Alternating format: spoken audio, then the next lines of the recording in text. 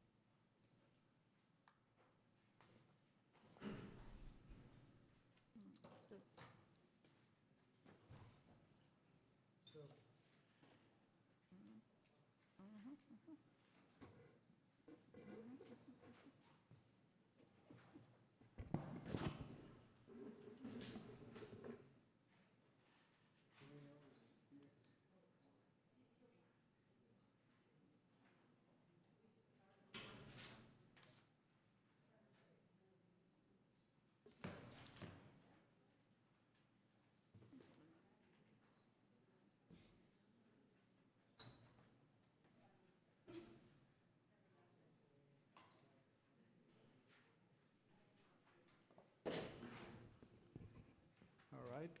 Good evening and welcome to the September 6th Albany City Council meeting.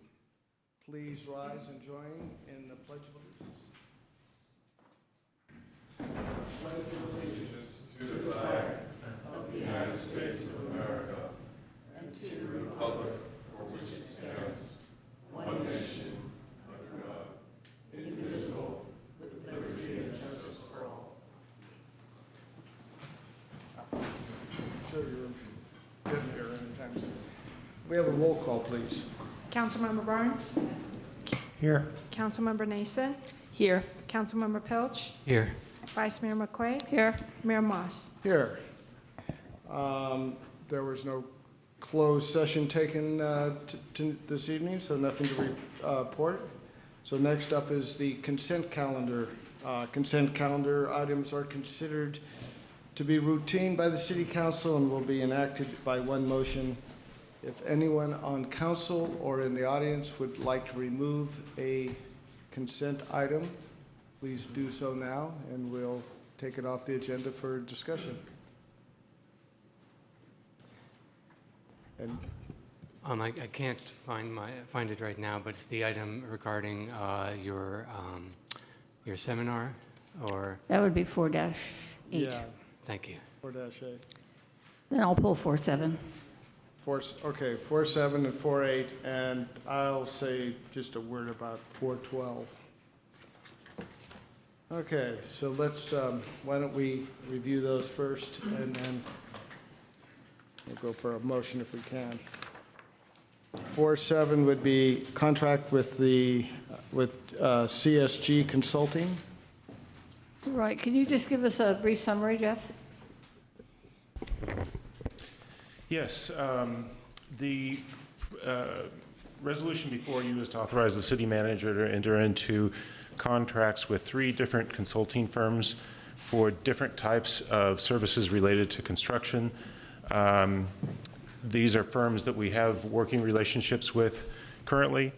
They're serving 2 departments in community development. These firms serve as backup building inspection and backup plan check service providers. With respect to the UC Village project in particular, that is basically a full-time job for an inspector right now while it's under construction. Then for the Public Works Department, these firms also, in particular CSG, provides construction management and construction inspection services and construction engineering services on public works projects. So while we have some staff vacancies, using these consultant services, using the salary savings to use consultants helps keep the projects on track until we're fully staffed up. Okay, thank you. Are there any questions? No? Okay, let's head over to, what was it, 4-8. This is put on by Vice Mayor McQuaid, use of city resources requested. You had a question? Yeah, just a few questions. I have no issue with Vice Mayor McQuaid using the council chambers whatsoever. In fact, I applaud her for being proactive in setting this up. I just was curious how she arrived at a figure of $200 per presenter. Seems to be a standard. Okay. Some of them are traveling over bridges. They're not all just like really local people, so it would help pay for that transportation. Okay. And it's something that I would love to see a lot of people show up at. Do you have any plans so far for how you're going to publicize it? Yes,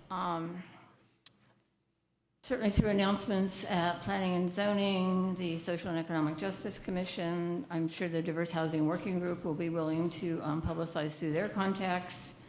If it's appropriate, we could put it in the city monthly newsletter. Other city publicity channels, I'll certainly work with the city manager on that, may not be possible. There are community eateries.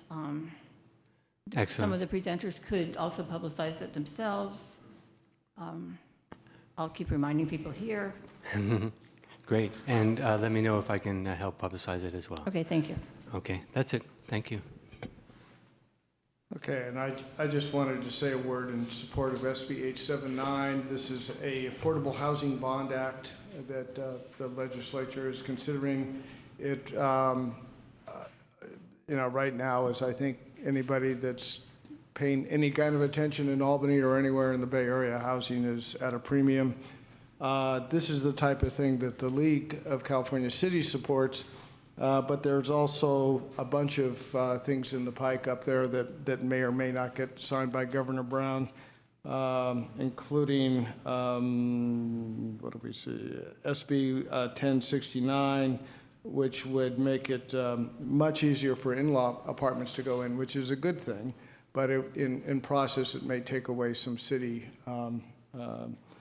ordinances or abilities to regulate those. And AB 2501, strengthening of the density bonus. And these are things often the League of California Cities is uncomfortable with because they take away cities' ability to control standards.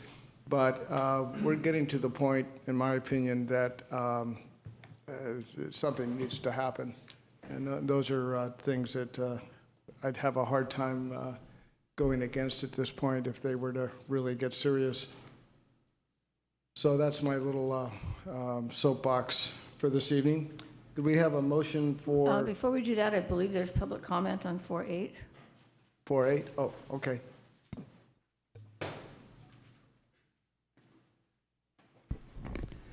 Good evening, council members. I'm Alexa Hauser. I'm a member of the Diverse Housing Working Group. And indeed, as Vice Mayor McQuaid said, the Diverse Housing Working Group is prepared to publicize, encourage people to participate in the shared housing event. I attended with Vice Mayor McQuaid this session in the Affordable Housing Week on this topic and felt, as she did, I think, that since an important strategy in Albany for increasing housing is infill, and one of the ways to do that is to take what is now one housing unit and make it into 2 housing units or add an in-law unit.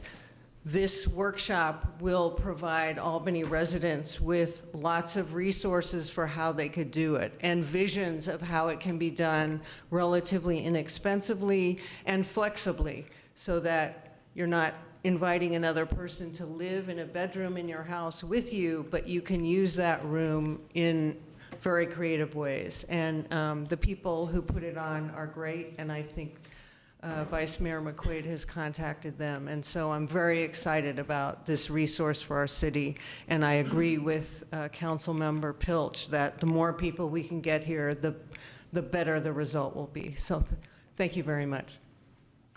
Thank you. Okay. Unless somebody else wants to say something about something on the consent calendar, I'd like to close it and ask for a motion on on the consent calendar? I'll move the consent calendar. Second. Okay, we have a motion and a second. Councilmember Barnes? Yes. Councilmember Nason? Yes.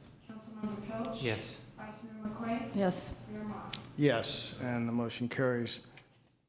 Okay, next up is presentations. Our first one is City Council Certificates of Appreciation for Riley Reeves, a junior, and Miranda Robocloth. I hope I'm not mangling that too much. I believe you're going to read something, and I'm going to, But we're going to walk over there. okay. Or do you want to do both? Okay. Vice Mayor McQuaid will read the proclamation we have here, and I'll be Girls, can the you come up? presenter.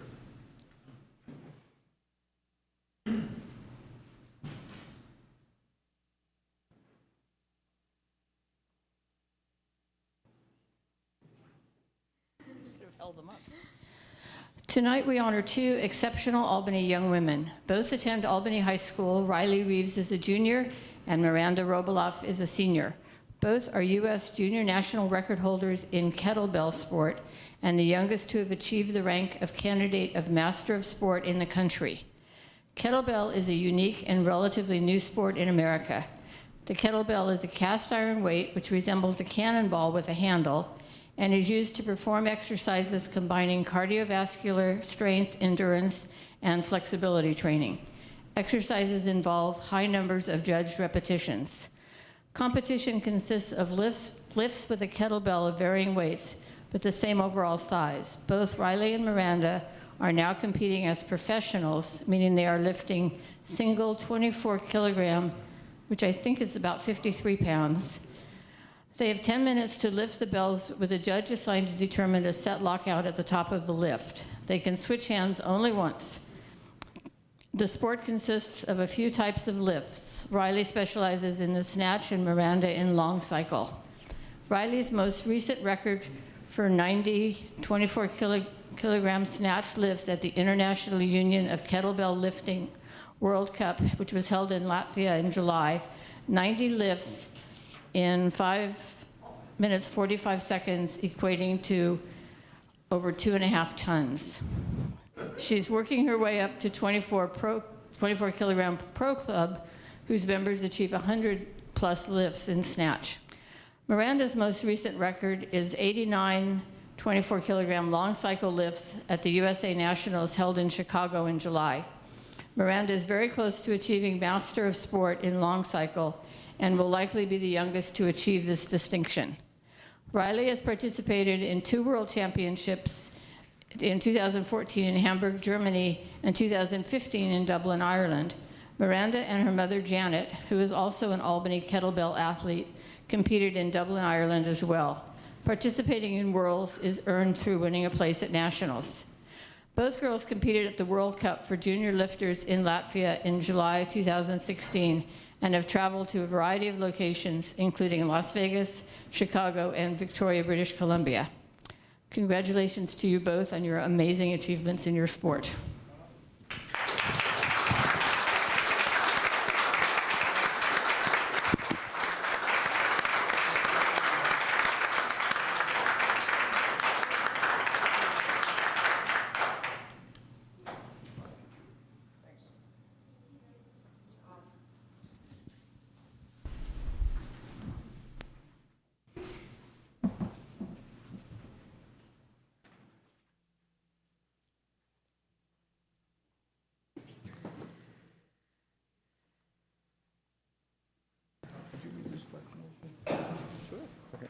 So our next presentation is a proclamation in recognition of Bay Day, October 1st, 2016. Councilwoman Nason will do the honors. Is there someone here to accept? Please. Come join me. Hi, I'm Stephen Gray. I'm a spouse of a Save the Bay person. She Okay, couldn't make it, but I wonderful. could. All right. This is a City of Albany proclamation in recognition of Bay Day, October 1st, 2016. Whereas the San Francisco Bay is central to the quality of life of all residents of the City of Albany and the Bay Area, and sustains a wide range of recreational and commercial activities that are critical to the local economy. And whereas the health of San Francisco Bay, and therefore of the Bay Area, is threatened by pollution and climate change, and restoring bay wetlands and reducing pollution in the Bay provides multiple benefits for all Bay Area residents and local wildlife. And whereas the San Francisco Bay Clean Water Pollution Prevention and Habitat Restoration Program, approved by voters as Measure AA on June 7th, 2016, will protect San Francisco Bay for future generations by reducing trash, pollution, and harmful toxins, improving water quality, restoring habitat for fish, birds, and wildlife, protecting communities from floods, and increasing shoreline public access. And whereas the people of the Bay Area should celebrate San Francisco Bay together as a region on at least one Bay Day each year to inspire appreciation, conversation, education, and action for the Bay in order to highlight the work of Save the Bay and other environmental organizations and individuals to improve the health of San Francisco Bay over the past 50 years. Now, therefore, be it proclaimed that the Albany City Council hereby proclaims October 1st, 2016, and the first Saturday of October in future years to be Bay Day in the City of Albany, and commends all Bay Day organizers for their efforts to inspire the entire Bay Area to celebrate, protect, and restore the San Francisco Bay. Thank you.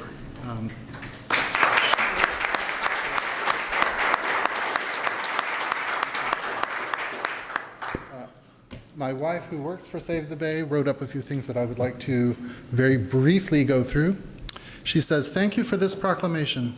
The City of Albany is joining dozens of other cities and counties around the region in declaring October 1 Bay Day. Bay Day is like Earth Day for the Bay. It's the official day every year when the entire Bay Area is invited to celebrate our beloved Bay. Save the Bay, a Bay-focused conservation organization, is partnering with local businesses and organizations to host celebrations and provide discount activities and outings to the public on October 1. We encourage everyone to take part in these festivities. For more information, please visit bayday.org, all one word. Again, thank you for this proclamation." Thank you. Happy Bay Day, everyone. See you out there. Okay. Next up on the agenda is Good of the City. This is the opportunity for persons desiring to address the council on an item that is not on this evening's agenda. Because of the Brown Act, we're not allowed to respond, but staff, if it's a question, staff might be able to say something. If you've turned in a speaker card or want to address the council, please come forward. I have Peter Goodman and Alexa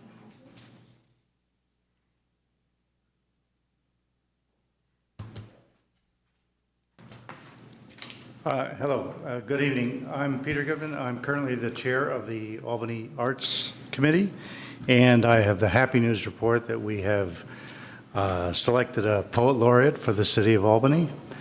Her name is Rebecca Black, and before I tell you about Rebecca, I just wanted to remind you what the poet laureate does. Basically represents the city of Albany and our commitment to the poetic arts. This poet writes poems throughout the year. Specifically, the Albany Poet Laureate is asked to write at least 3 new poems a year for public occasions of her choosing, to hold at least 1 free public youth poetry event every year, and to offer a public reading of her work. And she's also, at her option, she can ask other poets to join in. Rebecca Black is a fairly new resident in Albany. She came here in 2014. She has 2 kids in Albany schools, one in kindergarten, one in preschool.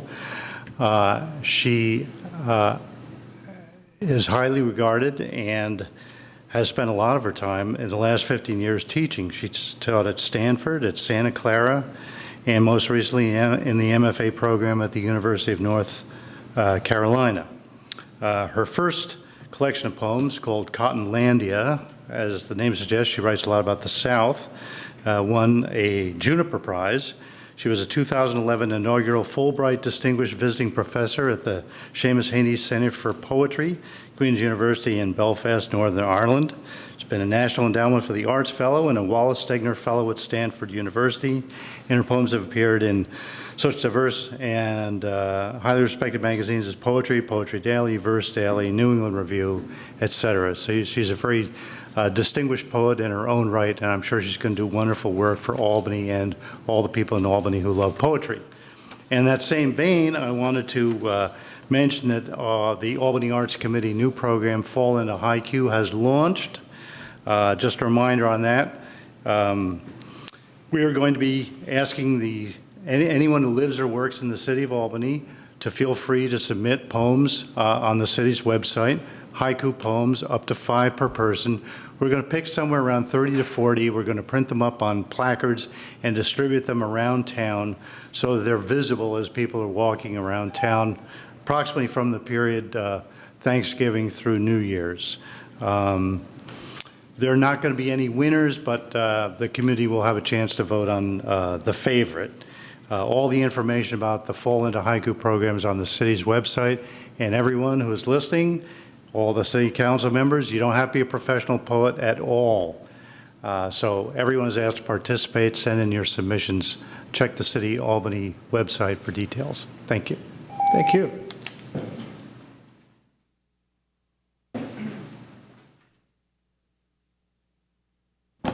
Good evening again, council members. I'd like to address the issue that the Social and Economic Justice Commission is working on, which is a rent review board and a possible moratorium on rent increases and no-cause evictions. Last Thursday, the commission held its 3rd meeting on this topic. It's gaining interest among the parties. If you haven't watched it yet, I recommend it. The commission did a phenomenal job of running a fair and open meeting. It was very heated at times, and they kept their cool. This is an issue which affects people's lives deeply, both on the tenant side and on the property owner's side. And it is one that they passed certain things that they want you to take up, and I'm here tonight to ask you to expedite that process, since these issues affect people's lives so deeply in Albany. I also want to say that a city meeting such as this is not a great forum with which to bring together the creativity of people who are feeling threatened by decisions. And so I urge you to consider the possibility that some other kind of forum for doing some problem solving around this issue might be appropriate, whether it's a task force or something like that, where people can really sit down together in a facilitated way, listen to each other, and come up with win-win solutions. Again, your commission did a phenomenal job of conducting themselves, of doing research ahead of time, and preparing clear proposals. And so you should be very pleased with their work, but there's a lot more work to be done. Thank you very much. Thank you.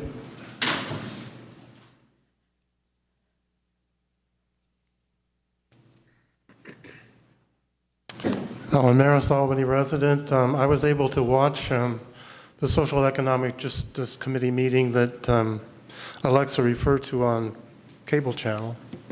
And it was pretty impressive. There are some people who are really in distress.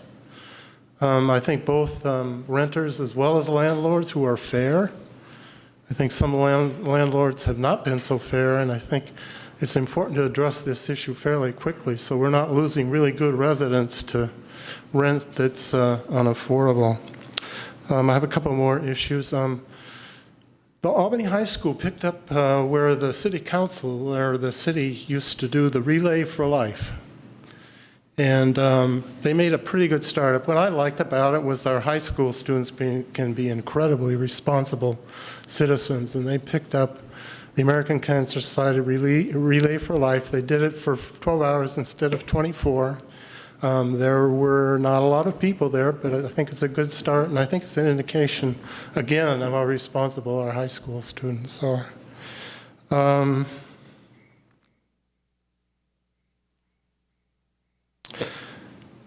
On October 2nd, there will be an art project on the Albany bulb.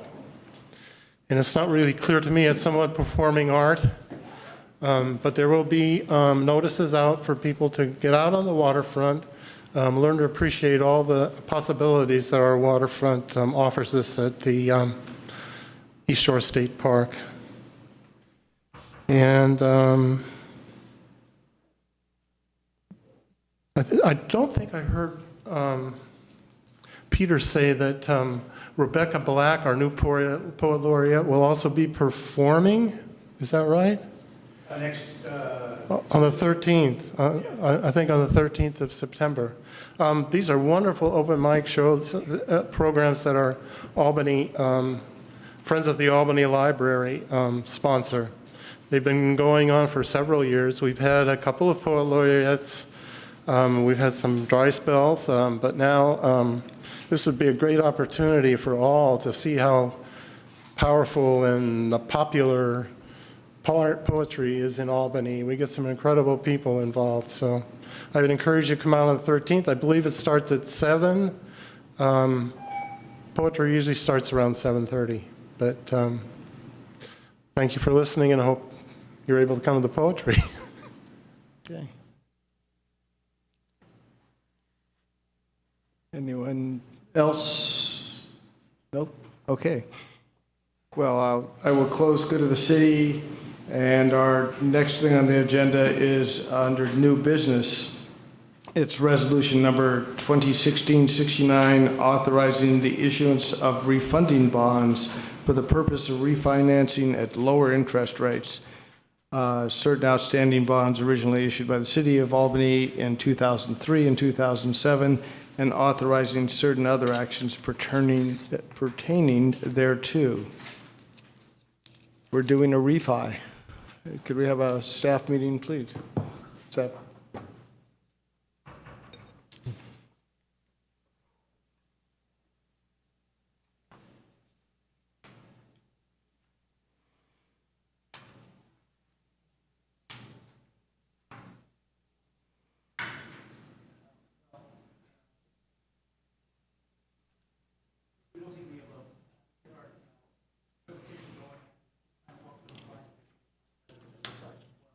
Okay.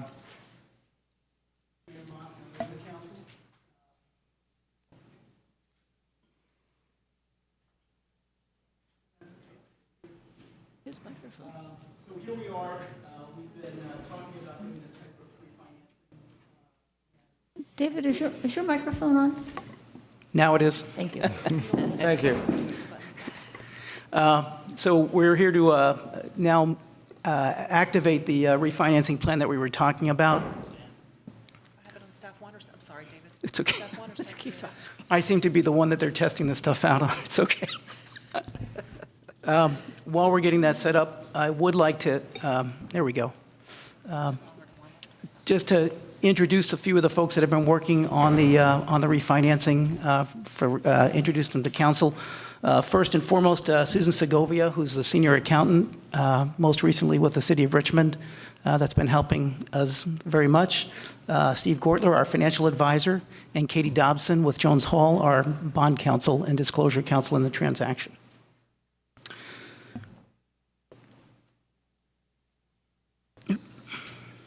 So a little bit about what we're going to be talking about tonight. We're going to go over what we've done up until this point, talk about the bonds to be refinanced, look at the interest rate comparisons between the old and new bonds, talk about the savings, and then the documents that we're asking council to review and approve tonight, and then work towards that action item. So to date, as part of our overall revenue identification strategy, council had asked us to look at the possibility for refinancing some of the city's outstanding debt. We have 3 potential candidates that are general obligation bond issues. One 2000, Series 2003, and 2 that were issued in 2007. Just to give an idea of what that would look like, what we're showing here is the interest rate on the lower graph is the proposed or estimated rates for the new bonds. The 2 higher lines are the interest rates on the on the outstanding bonds. So the difference between them is pretty large. Some significant savings, or again, based on the preliminary estimates, we believe we can achieve some significant savings. What are those savings? So typically in public finance, when we look at a potential candidate for savings, we want to have something that's going to save more than 5%. On an actual basis, we're over 15%. And on what we call a net present value basis that takes into account the time value of money, we're closer to 20% savings. So these are very significant savings that we think we can achieve on the new bonds, potentially about almost $3 million in savings on these 3 issues. So before you tonight, what we're asking you to look at one is the resolution authorizing us to move forward with the refinancing. And these documents that you see before you are basically all of the documents necessary for the city to bring those documents to market. The only one that's not completely necessary is the last one, the bond purchase agreement. What we're doing now is we're pursuing a competitive sale. If for some reason market conditions change or there's some turmoil in the financial markets, one of the options that we have with the documents before you tonight is to switch from a competitive sale to a negotiated sale. In the event that we do pursue a negotiated sale, the bond purchase agreement is an agreement that we would execute with the underwriter of our bonds in a negotiated sale. So with that, I'd be glad to answer any questions. And again, we've got some experts here that could probably answer the questions a little bit better than myself, but I'd be glad to entertain any questions or entertain a council motion. Questions? Quick Michael? question. There's an option of a negotiated sale. Is the fee structure different? What sort of fees are we talking about in, this refinancing? That's a good question. So right now we have some estimated fees that we think the underwriter would charge based on a competitive sale. That would be part of the negotiation. I don't know if, Steve, you want to talk a little bit about the process for a negotiated sale, how we would pursue that?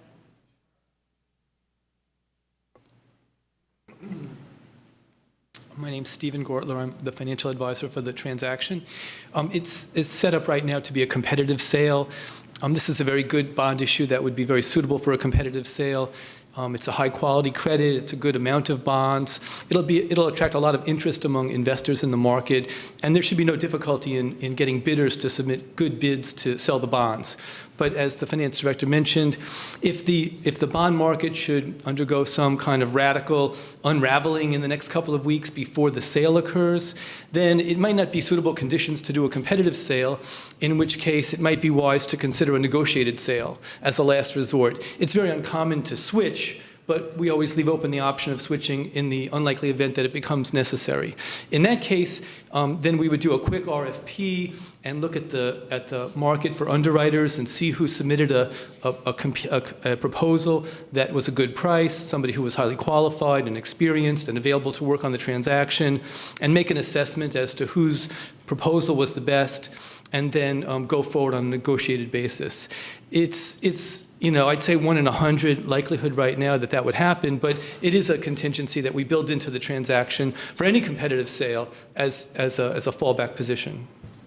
Is there any possibility that market conditions would get so out there that we would just call off the sale, or is that a? Yeah, I mean, as was mentioned, the savings in the transaction are very large.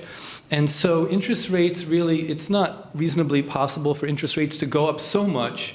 Yeah. The sale of the bonds is scheduled for September 15th, which is just, a week and a few days. It's unforeseeable that interest rates could rise so much in such a short period of time that the savings would diminish by very much. So I would say it's not something that would be, it would be very unlikely for something like that to happen. But as a general rule, anytime you're doing a refinancing, you always need to be mindful of the fact that it's interest rate sensitive, and that if interest rates were to go up, the savings could go down. And at the end of the process, the city makes a judgment as to whether or not they're satisfied that's a good deal. If they feel it's a good deal, then they go forward. If they feel that it's no longer a good deal, then they would either delay or cancel the sale and wait for a better time. Okay. So I should just add that, some of the timing that we're going through on this transaction is we've got a Federal Open Markets Committee meeting coming up, and we're trying to schedule our sale in advance of that because there was some concern that the feds might be raising interest rates. Now, in discussions today based on some job market information that was released on Friday, it seems less likely that the Federal Open Markets, the Fed will be raising interest rates. The other thing I did fail to mention was we had the opportunity, the city manager and I, along with Steve and Susan, met with Standard & Poor's a few weeks ago to talk about the city as a credit. And before you today is just an affirmation of the city's creditworthiness. We received a AA+, which is a very rarefied credit rating for a city to have from Standard & Poor's. They confirmed our rating today. So not only is the structure, the security, a very strong security, but as far as a credit in the market, Albany is perceived as a very strong credit. So we don't anticipate any, we expect this transaction to be executed very smoothly in the next week or so.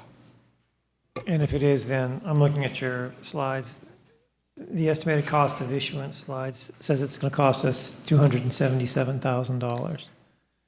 That's again, the estimated cost for the issuance.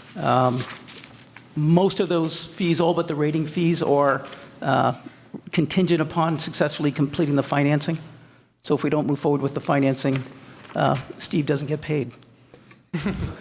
Yeah, the way these things always work is that all of the costs are contingent upon the successful sale of the bonds and the closing, and they're paid from the proceeds.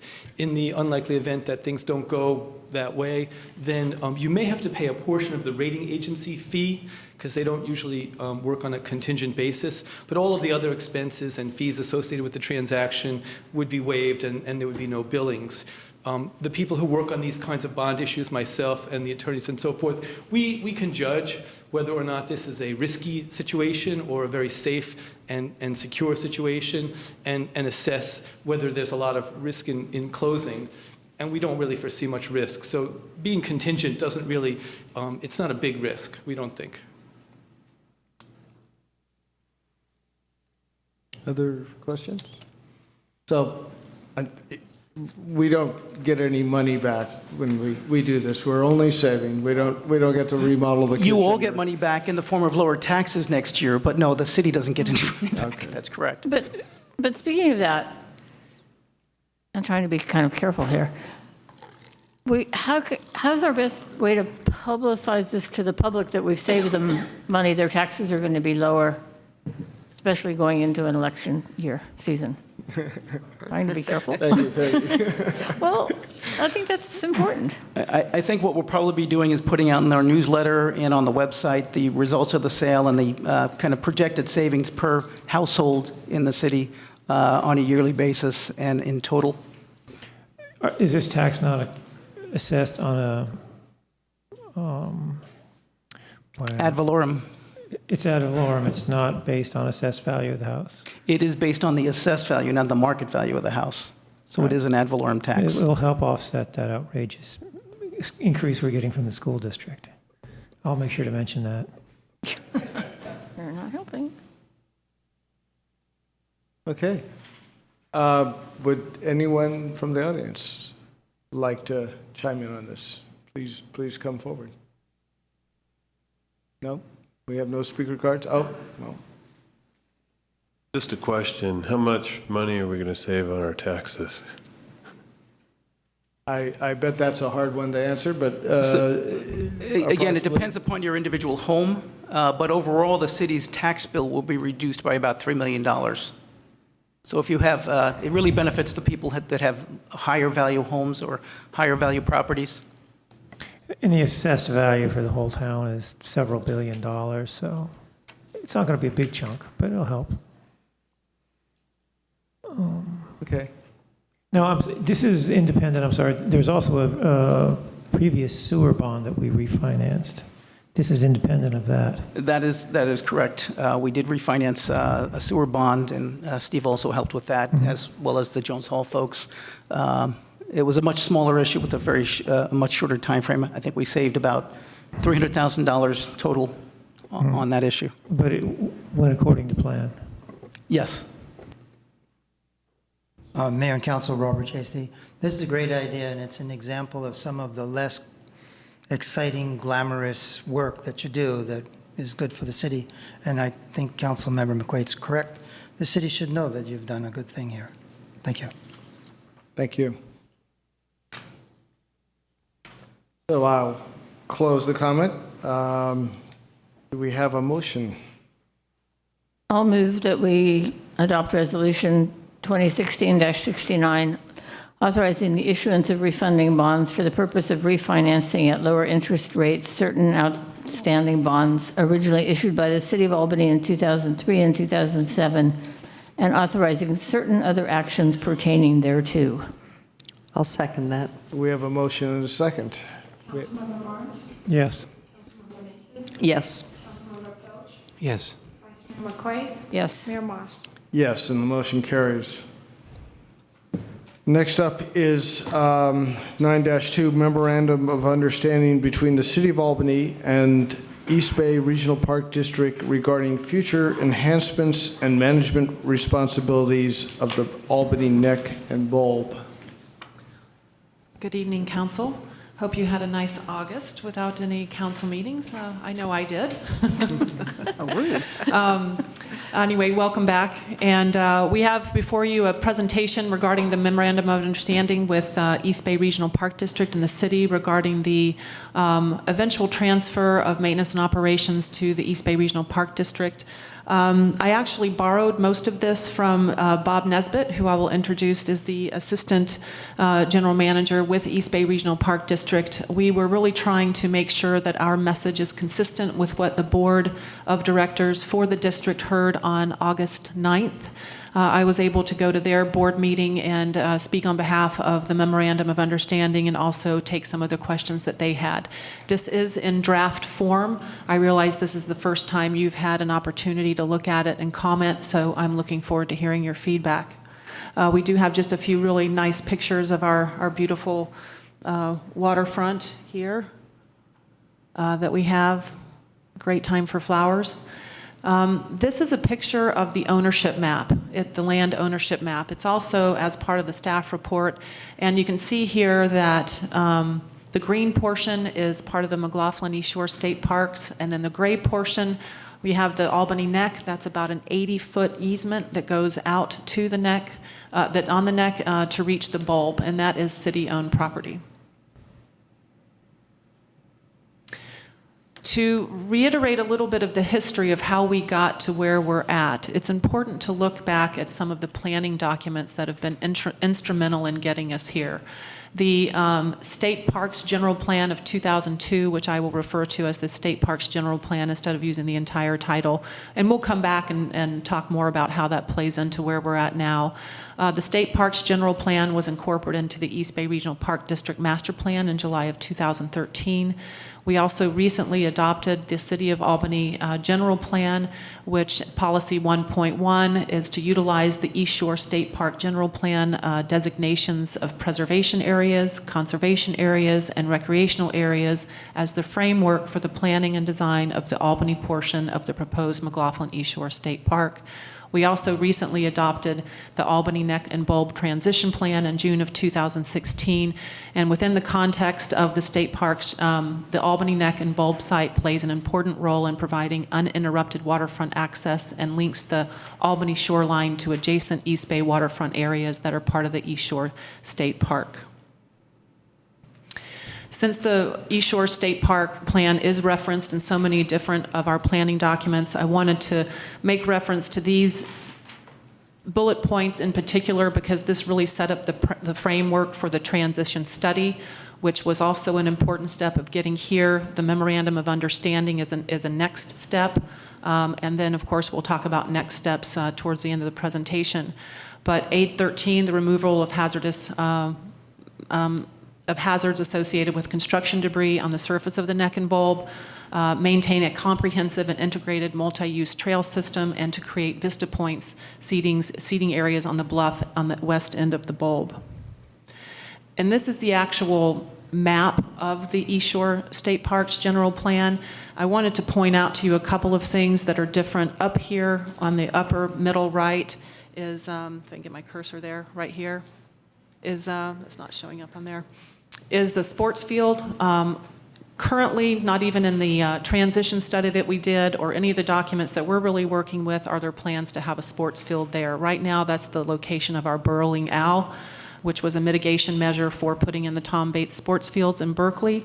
And also, when the general plan was created, there was not the concern that there is now for sea level rise, and therefore none of the revetment issues and the revetment projects in the transition study were thought of at the time that this general plan was adopted. So those are two fairly significant changes as we move forward.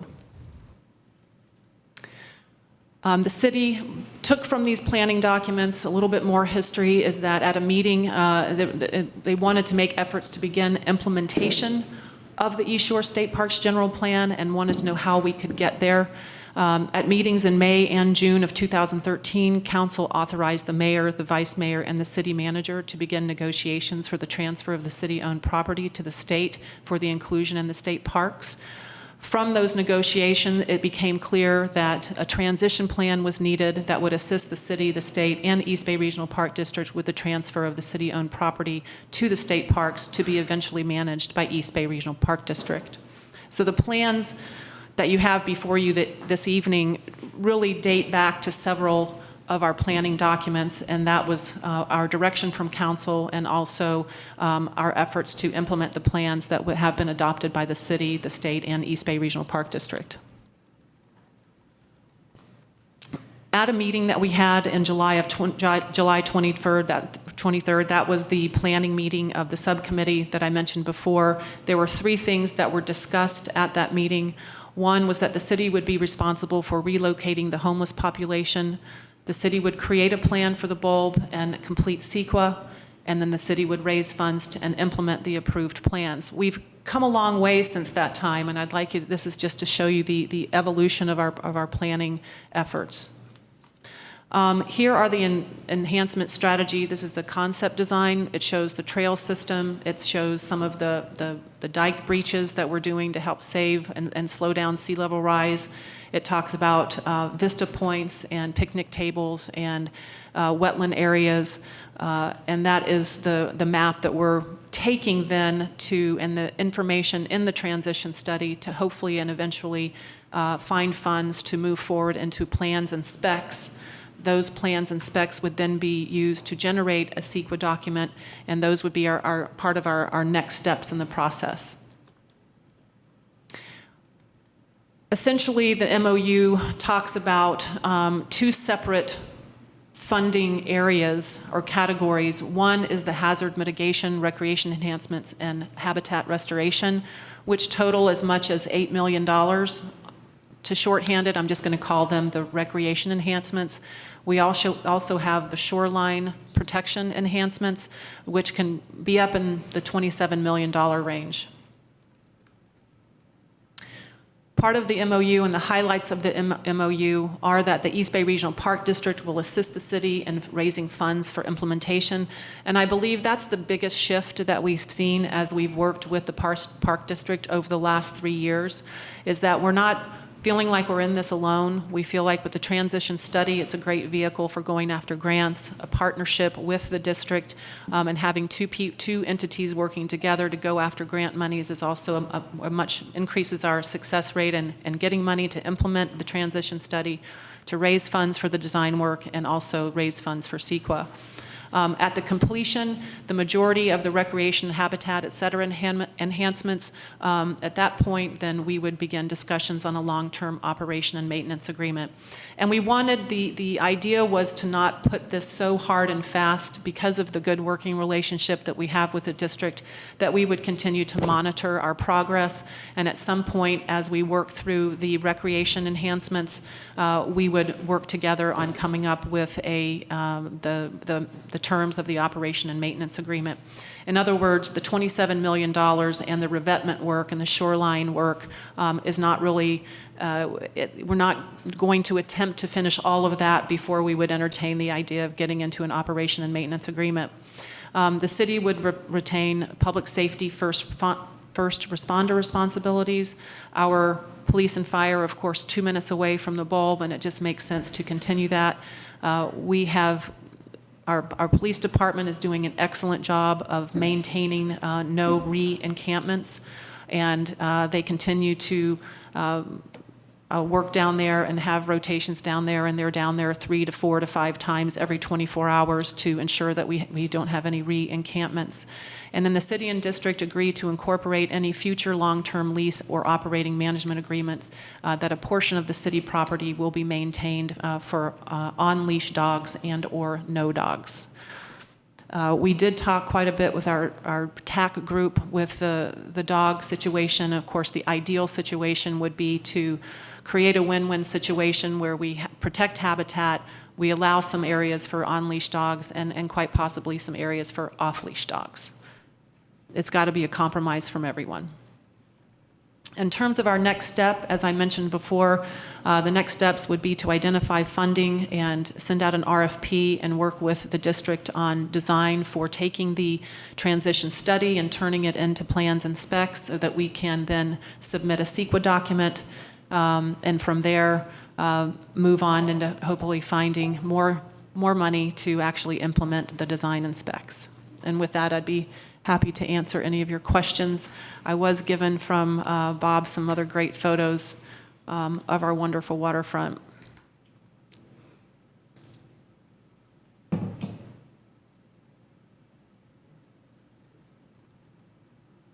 a great view. And there you have it. Okay. Bob Nesbitt here, and also Jeff and Craig. We've all been working on this together, so we're happy to entertain questions. So, who'd like to lead us off? Rochelle? Yeah.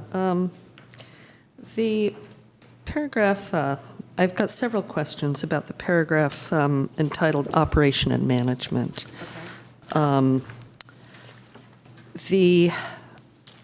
It talks about allowing a portion of the area to be retained under city control. And guess I've got a couple of questions about that. If this is an operating and management agreement, typically in an operation and management agreement, the owner retains some level of control if the operations and management are not as the owner desires. Can you help us understand what is contemplated with this? A partial transfer of responsibility and a portion of the area to be retained under city control. What's being envisioned there?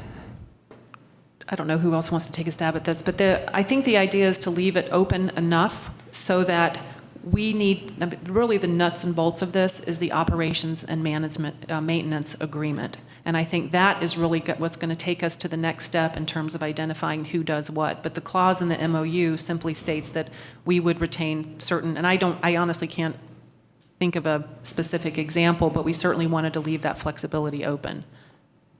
So this is purely to retain flexibility. There is no plan drives the inclusion of this particular language into the No. MOU. Okay. And the first responder, well, actually, let me go back one page to the, under agreement, one thing that seems factually wrong. The State Park General Plan map designates the Albany shoreline area as a conservation area to include public access features, including park trails, vista points, and water access. My understanding is that the plateau was originally envisioned as the site for the ball fields, and with the location of the ball fields elsewhere, the plateau was to be conservation or recreation or some combination.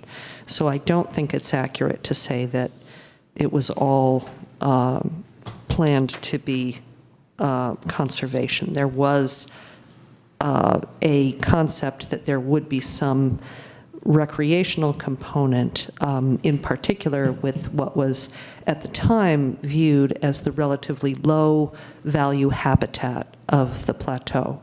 And the understanding of the value of that habitat may have changed since the general plan was adopted.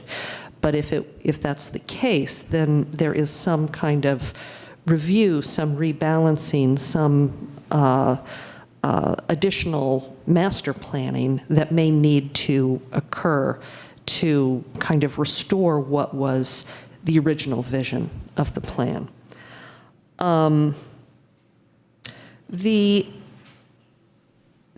The enforcement issue, I think that in the big picture, you know, we looked at this, a lot of us looked at the waterfront as something that was simply too big and too valuable to too many people in the East Bay and maybe the state as a whole for a little town like Albany to have the responsibility for. We would not expect the town of Mariposa or the town of Lee Vining to be responsible for stewarding Yosemite and making it available to all the people.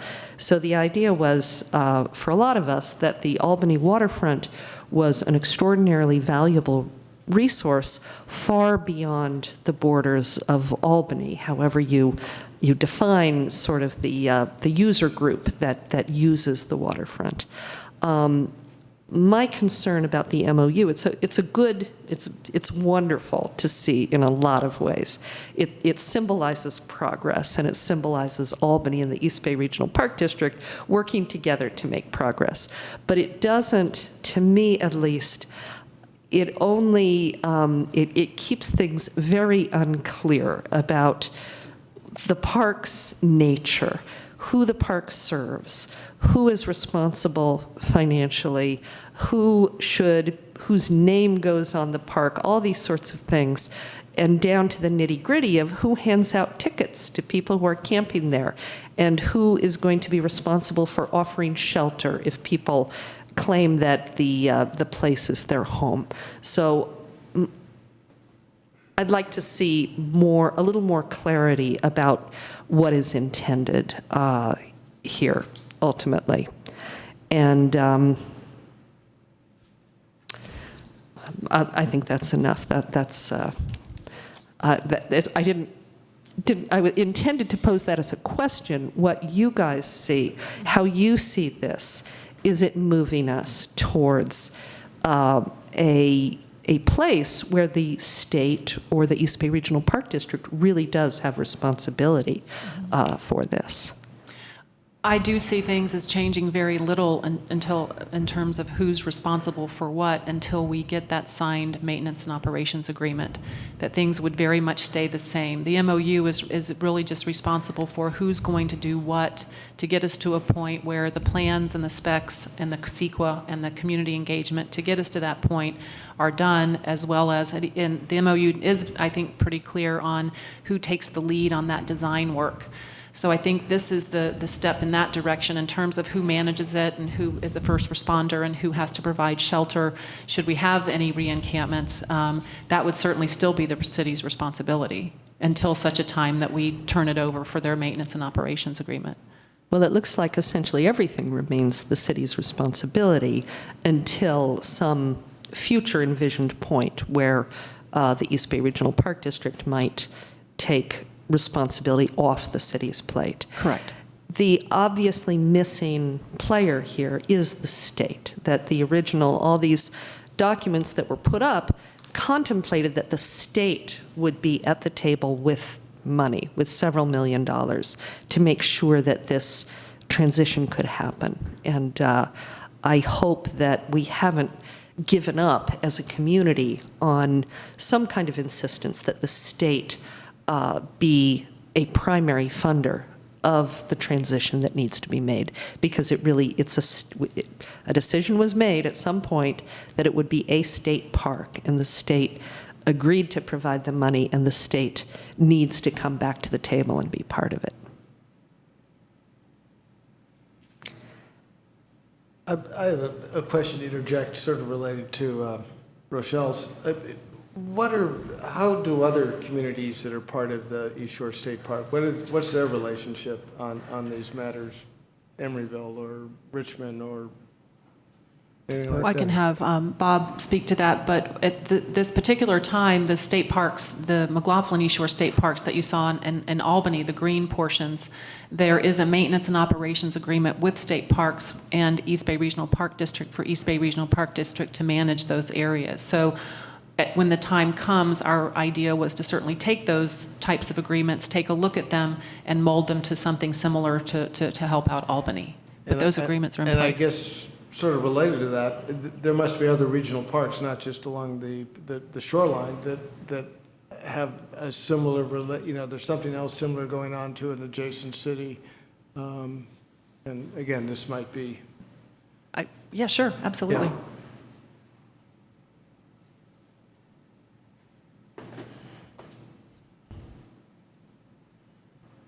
Bob Nisbet, Assistant General Manager, East Bay Regional Park District. I'm thinking as I'm talking, and none are actually coming to mind, where we actually manage land that is owned by one of our partner cities. As soon as I sit down, one might come to me, and if it does, I'll bring it to your attention. But for the most part, all of the regional parks, besides some situations where we manage state parks on behalf of the state, are lands that we own or have long-term leases over. So I'm struggling to find an example where we have gone in, where a city has come to us and said, hey, we own some land, would you take it over for us and manage it as one of your parks? I'm struggling to find an example where that exists. In this case, some of the obvious factors that led to the discussion and the premise that was part of the presentation was that it's land that's adjacent to land that we own. It's land that was envisioned to be part of a state park, and it has a state park plan that was approved by several entities, lots of stakeholder involvement back in 2002 that had a vision for an integrated management of these lands. But I can't think of an example where we have just gone in and managed city property for them. I know the East Bay Regional Park District is one of the earliest and largest in the state, but I'm presuming there are other regional park districts. Does anybody have a relation? Has anyone looked at that? I just don't know. It's very common for the state to delegate downwards, for the state to contract with more local managers. It is not the practice for management to be delegated up to a higher level of government. That's a very unusual. Perhaps not in parks, but in emergency services and certain cities use the county fire department or the county police department. So there is some things, but parks may be unique. Yeah, land management is what I'm thinking. That typically land management is thought to be better done by those who are closest to the land, who can actually get, boots on the ground, people out there looking at what's going on, whereas delegating it up to the state is sort of a peculiar. Why would Albany be turning, if Albany has the financial responsibility, why would it also be turning over management responsibility to a different level of government that is maybe not as accountable to the people who are actually funding what is happening? There's a potential disconnect in that. I think my first question, I had several that kind of went along with the road that Rochelle went down. So let me just kind of think about how much, and I know you can't give me a dollar figure, but certainly there's staff time involved in getting even to the design that we need before we can do the CEQA. And what is that going to cost us? We've broken it down into conceptually how many hours it would take, and 40 to 50 hours for grant writing. But we also have, I've had conversations with Bob Nesbitt about them helping us out. They have a full-time grant writer, and he's actually already, kind of put the bug in her ear to keep an eye out for possible things. And so the idea is to also partner in terms of grant writing. We have Claire Griffin, who's also a fantastic grant writer as well. So I think between the partnership, if it's 40 to 50 hours, we partner with the district for that grant writing, it would certainly maybe be cut in half of that. So, but I think it's more than that, though, because when we get the grant, somebody has to manage the grant. It sounds as though we need to have a real plan before we can do a CEQA study or whatever. So somebody has to do that. Is the regional park going to do that, or is our staff going to do that? We take the lead. Yeah, we take the lead on it, but certainly it would be in partnership with the East Bay Regional Park District. And so you're correct in that we do not have the exact plan for that. But again, the MOU is this baby step towards deciding who's going to be doing what. And although we would partner with the district, we are, per the MOU, the lead agency. So I guess I'm curious, through the whole original planning and the CEQA and even the implementation that they want, what does that look like financially to the city of Albany? Well, in terms of the implementation, it's some portion of $8 million as best we can estimate from the study, and it all depends on how far we get into that when we start talking about the maintenance and operations agreement. We've estimated CEQA to be roughly $200,000, assuming we don't get sued for anything in the CEQA, and 40 to 50 hours for grant writing, and it was another, how many hours for the grant, the preparation. So, I mean, if I were to just pull a number out of the air, grant writing, CEQA, preparation of design work, it would be in the neighborhood of $300,000. And that would be certainly in partnership with the district. Okay, thank you. Now, if I come back and it's $400,000, it's the neighborhood. Okay. If it's $3 million, you're out of the neighborhood. Yeah.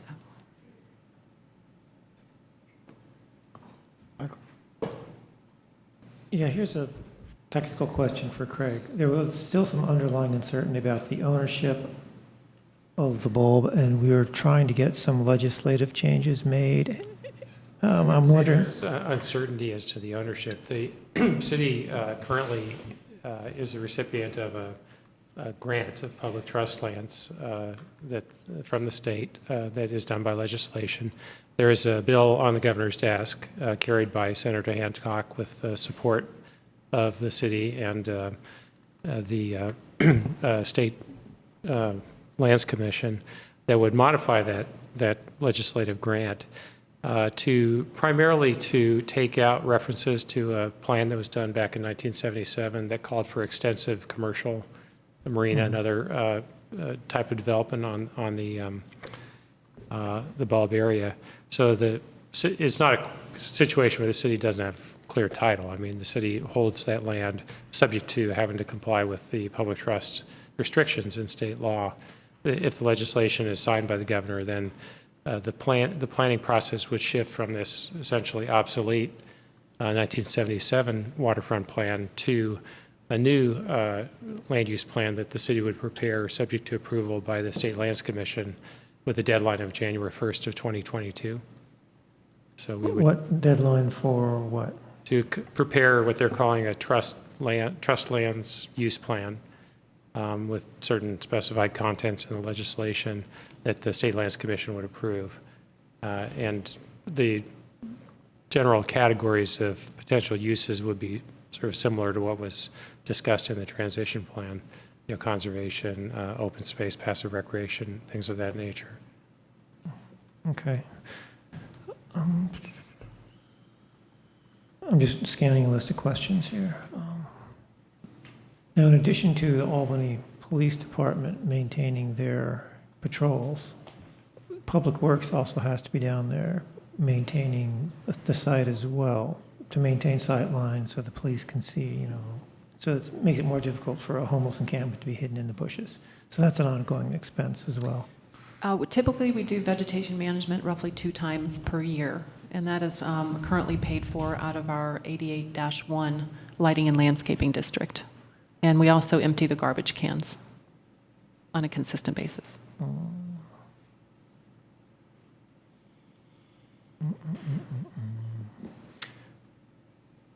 We'll need to cost out how much the CEQA lawsuit and the appeal of the CEQA lawsuit will cost, because that's probably about, well, double the cost of it, knowing some of the local characters involved. I mean, we went through that with the mixed-use project, so I don't see that there's any reason to think we won't have to go through that again. But that's my comments for now. I'd like to hear what the audience members say. Okay, so I'll open it up for the audience. If you have a speaker card, please turn it in and come on forward.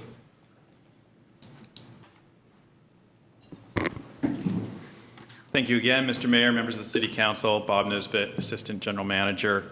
So yes, I'm obviously here on behalf of the East Bay Regional Park Board of Directors to express the district's support for this MOU. Our district did hear a similar presentation on August 9th, and with a very small change, which hopefully is the version that you saw, approved unanimously the MOU. So they have showed their commitment and support to the document, and with that, their commitment and support to be a partner in implementing the transition plan and the obvious key to the whole MOU, which is then take over long-term operation and management of the bulb, fully incorporated into a component part of McLaughlin East Shore State Park. So the commitment's there. It's an obvious an integral component of the East Shore State Park. It was thought about back in 2002. I was not here then, but I've heard many stories about the process. A lot of vision went into that document. A lot of stakeholders were involved. And it's just taking a lot of time for us to get there. But I think it's really clear that working separately, we were not getting there. So this MOU doesn't solve all the problems, but it's clear that it's a roadmap that by working together, we're going to achieve mutual visions. And that's what it does. We're working on other parts of McLaughlin East Shore State Park, implementing other projects that are going back to the original vision of the document. It's still going to take many years, but we're doing projects in Berkeley at the Brickyard. You've seen changes out there. We're also doing work at the foot of this project. As many of you may know, we have an ongoing project. It's a 3-phase project to do improvements at the neck, the Albany bulb, and to also fill the gap of the Bay Trail. Very, very critical gap in your city, in my opinion, avid cyclist, through East Shore State Park.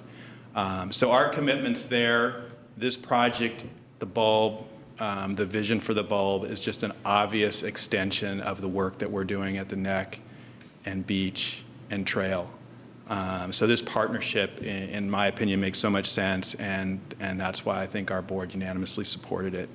I'd be happy to answer any questions regarding some of the points that were made on the first responder. On the comments about staff time and commitment, again, I think our board showed the commitment. I'm giving my personal commitment today as well. We do have a grant writer. That's all she does. She works full-time finding money, and she's very good at it. I have a staff of 75 in my department. If I tell them this is a priority, then this becomes a priority, and my board has said this is a priority. So we're full in to see this happen. And so we hope you support the MOU today, and then we start moving forward from here. Thank you. Okay, thanks. Can I ask some questions? Under the master plan, I believe the bulb was conceived of as being a conservation area, and that's the same status as the new Berkeley Meadow. Is that correct?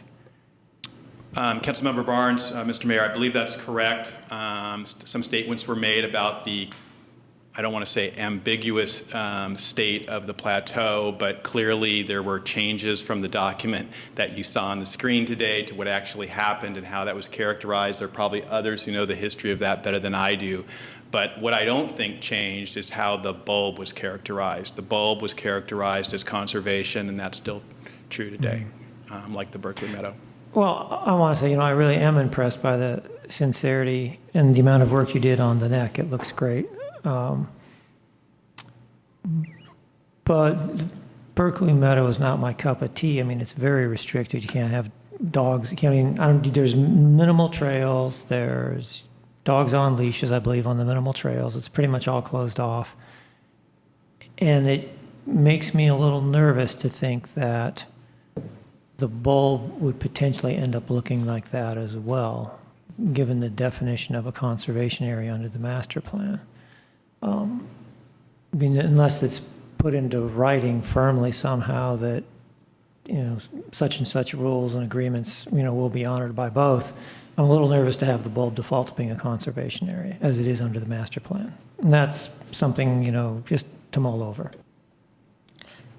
Is Berkeley Meadow not a preservation area like the mud flats are a preservation area? You can't go in there at all. You look at it through or over a fence, and I think that we'd all agree nobody wants that for the bulb, that it's a place that you can look at through or over a fence. But conservation and preservation are two different designations. Yeah, they're different designations for sure. Yeah. My apologies. So there are 3 levels: preservation, conservation, recreation. Preservation, more restrictive in terms of human use and access. And I was unaware of that, but I do see other people that, again, probably know more about the plan than I do, recalling that the Berkeley Meadow is actually the most restricted preservation as afforded to compensation. We can obviously confirm that by checking the plan. Yeah, I'll do that too. Okay. Okay, thank you. We might have you up there again if we come up with some questions. Robert Lieber and Robert Chasty. Oh.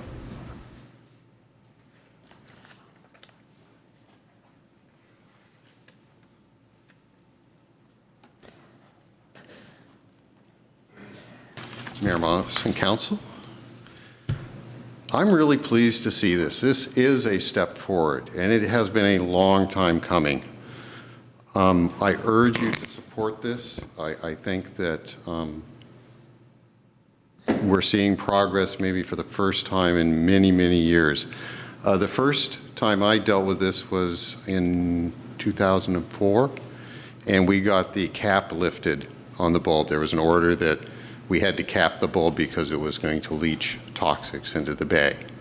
And we thought at that time that, okay, we're going to get that taken care of, and poop, it's going to be done, and East Bay Regional Parks was going to take it. But it took a little bit more work. So I urge you to support this. I think it's a wonderful step forward. It's not perfect. What is? I would remind you all, though, that the city pays everything right now. So it can only get better. Thank you. Thank you.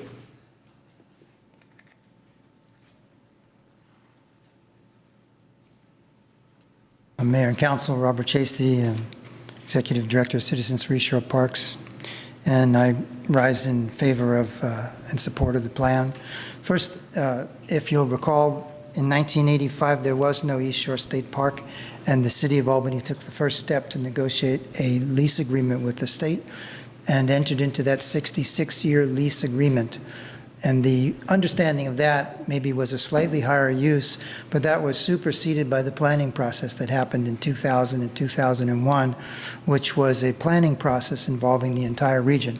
There were 2 congressional districts, there were 2 legislative districts, there were 6 cities and 2 counties that all participated heavily in a planning process to make this happen. And 2 park districts came together to actually implement the planning process. And an integral part of that planning process was the bulb. The bulb wasn't included in the state park at that time because it had a water board, California Water Board, order to cap and seal, much like what was put on the city of Berkeley. And if you take a look at the city of Berkeley's old landfill, it is smooth and textured and denuded of most surface objects. It's just you might say a mound. And that was the plan that the city of Berkeley went forward with. In the city of Albany, there was a certain reverence for the wildness of the bulb and the neck as being unique and different. And so that 1 mile stretch of our land going out into the bay was considered desirable and preservable if possible. So we went back to the water board and asked them, first we hired a LSA to come in and do some borings and to show that there was no leachate into the bay. And then we went back to the water board with the scientific evidence to show there was no need for a cap and seal order. And subsequent to that, we went back to the park district, and by then the park district was concerned about the number of campers living out there and about the rebar hazards and the like, and imposed those conditions as well. And so in the years hence, if you would, I'll truncate the issue regarding the homeless, but the city, I think, has stepped up in a very serious way and resolved a lot of the problems and impediments in having this area included into the state park. The park district had its, may I have a little bit longer time? 30 seconds. The park district stepped up on its side and overcame a lot of its concerns. And I think that the city staff and the park district staff have developed what I think, to paraphrase Casablanca, the beginnings of a beautiful friendship, where I think they'll resolve their problems in a way that will allow this to move forward. It will be a major boon to the region. It'll be a major lift off the city's shoulders to have some help. And I think that'd be great. If you have any further questions, I'm happy to answer. Thank you.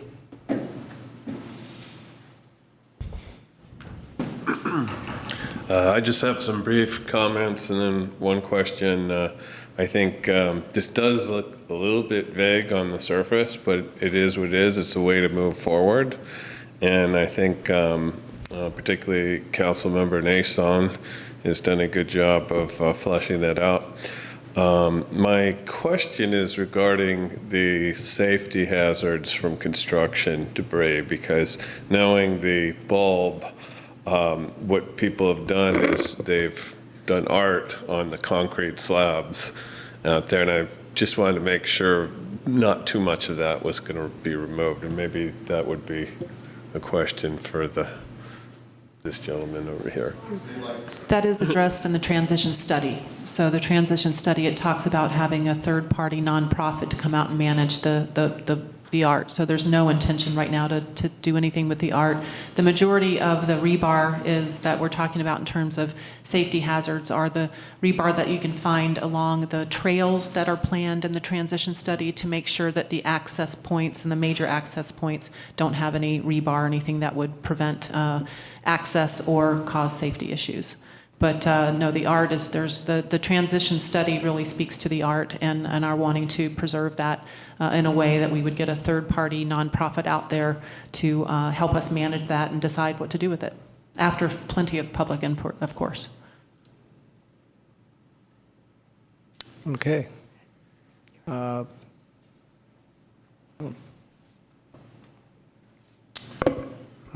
Maris, Albany resident. Been involved in the waterfront for about 35 years, first as a member of the Waterfront Committee, and then as a member of City Council during the planning process for the state park. This is very encouraging, that we have some sort of understanding or a mechanism for creating the understanding to really make the bulb a part of the East Shore State Park.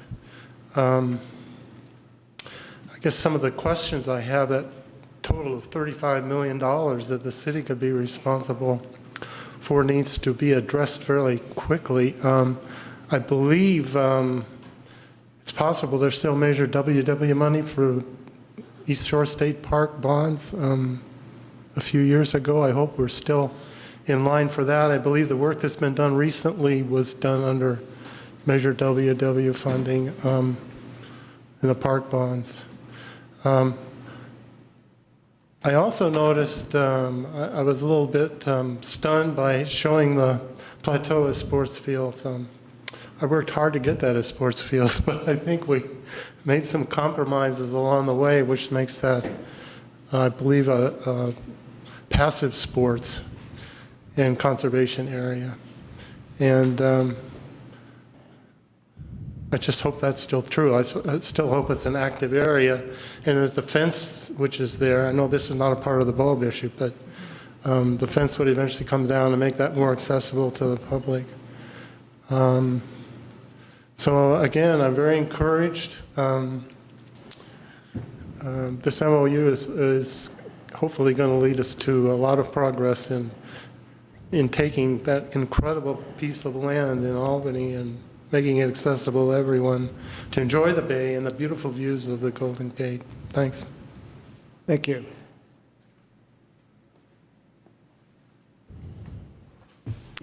Hi, my name is Susan Moffett. I'm an Albany resident, and I'd first like to thank the city staff and East Bay Regional Park staff for all their work on this very complex project. The main point that I would like to make is that I think would be good if the MOU more explicitly mentioned the responsibility of the city to implement the management of the art through a nonprofit as specified in the transition study.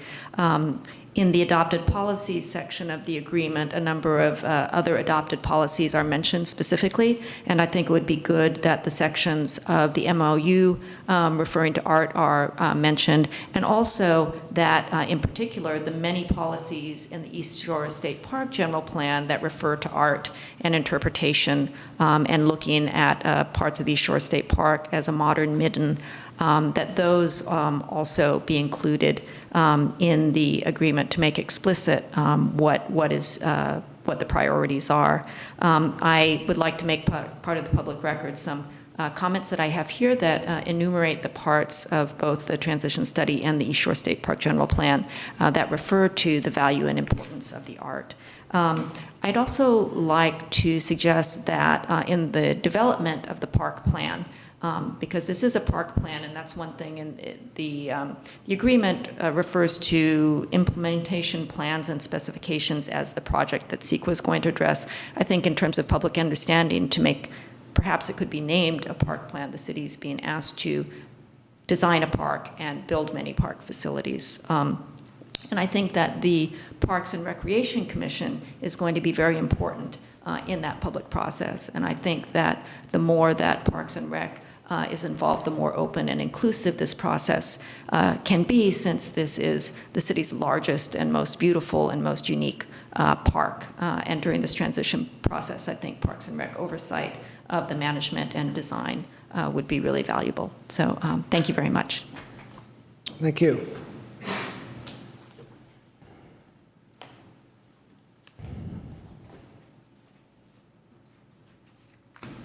Hi, Amber Whitson, Albany resident. I got a couple of questions here. One, it's probably a small thing, but the new map of the ownership map shows that the park district actually owns the water right up to the south shore of the Bulb, and the old property ownership map doesn't. And I was just wondering, but that's probably just a little tiny thing. Might have been just an accidental overlapping, but in the agreement section of the MOU, under 1, adopted policies, Section 8.4 includes loitering, which I just can't get over the fact that people aren't allowed to loiter at a public park. I mean, I understand they aren't allowed to be there during non-operating hours, but that's curfew violation or being there when it's not open. I don't see how lingering in a public place without making your purpose there apparent should be illegal in a public park.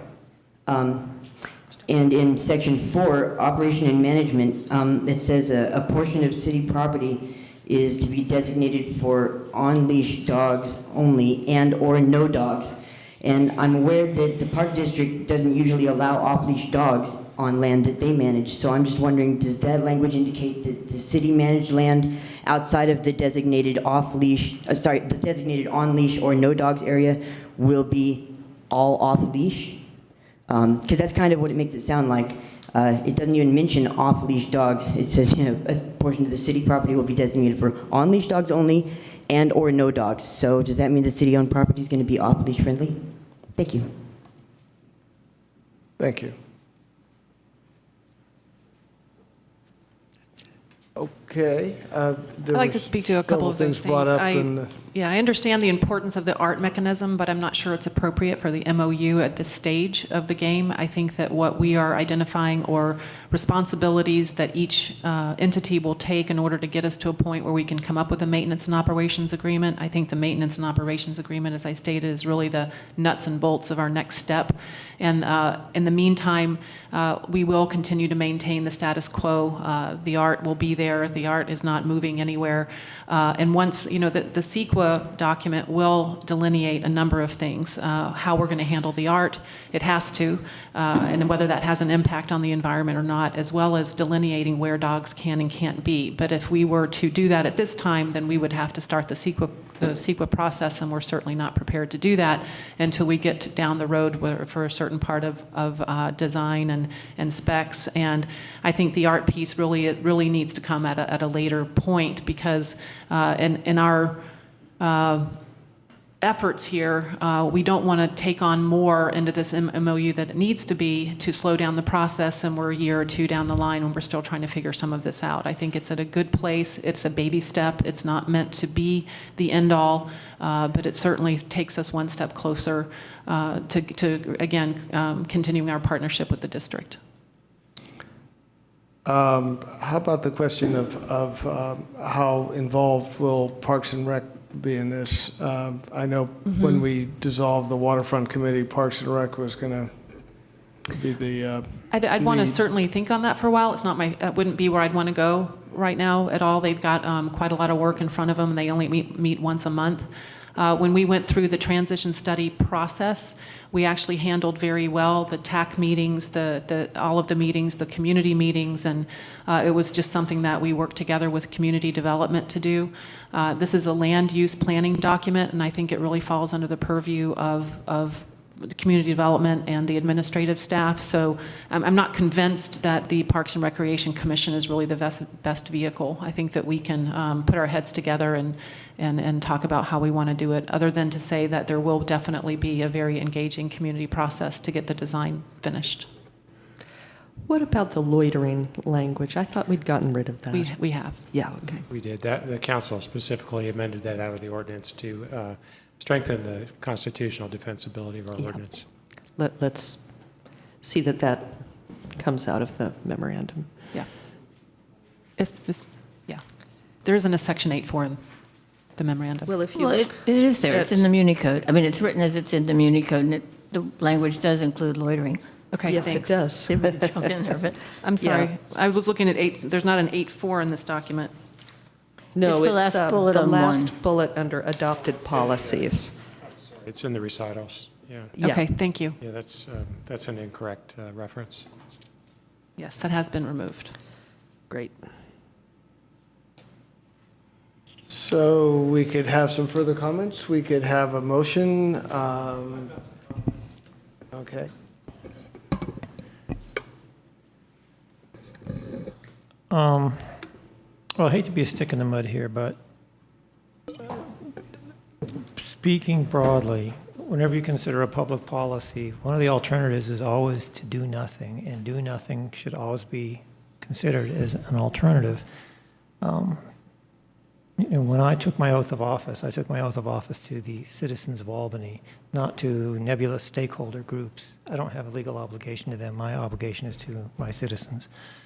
And I find it interesting, as much as this council attempts to emulate the city of Berkeley in issues like the soda tax and rent control, we seem to have had no discussion of having the bulb maintained as a city park, which is precisely what Berkeley has done. The Berkeley never transferred their waterfront over to the East Bay Park District. And so what I find missing here is any kind of reasonable cost-benefit analysis, alternatives analysis.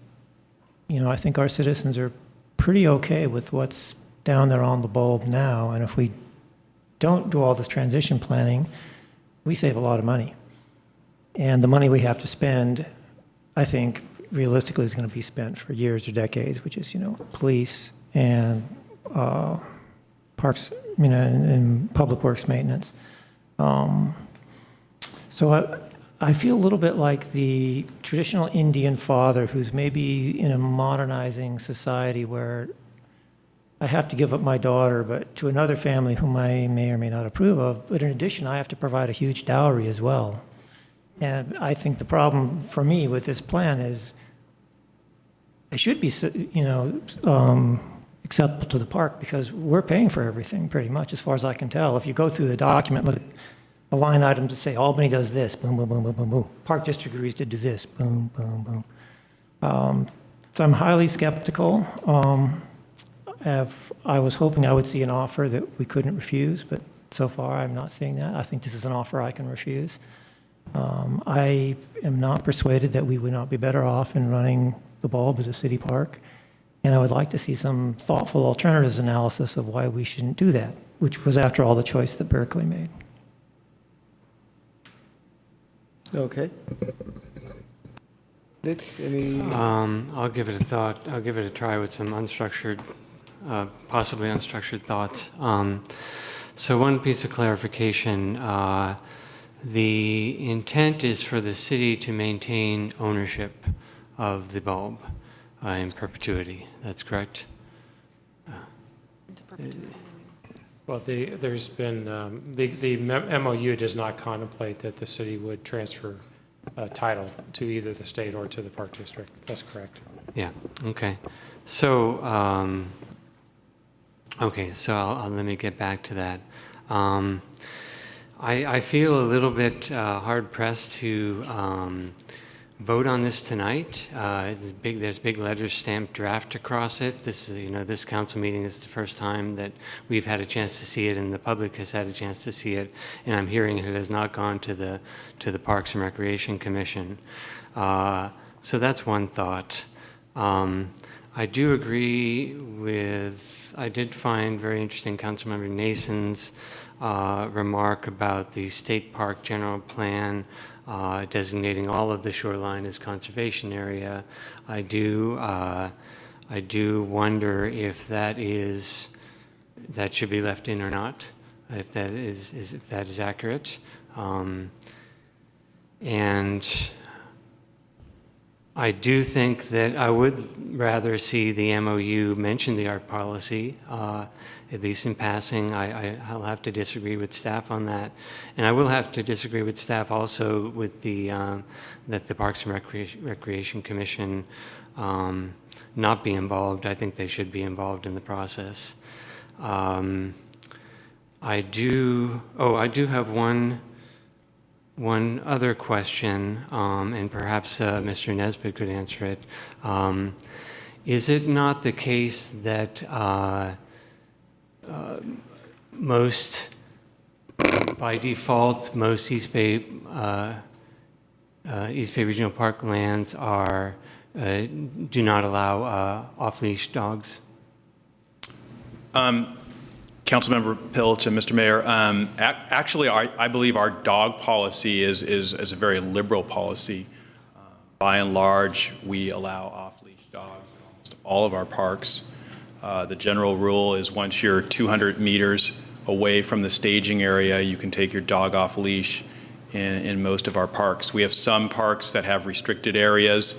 But for the most part, you can walk on the trails in our parks with your dog off leash.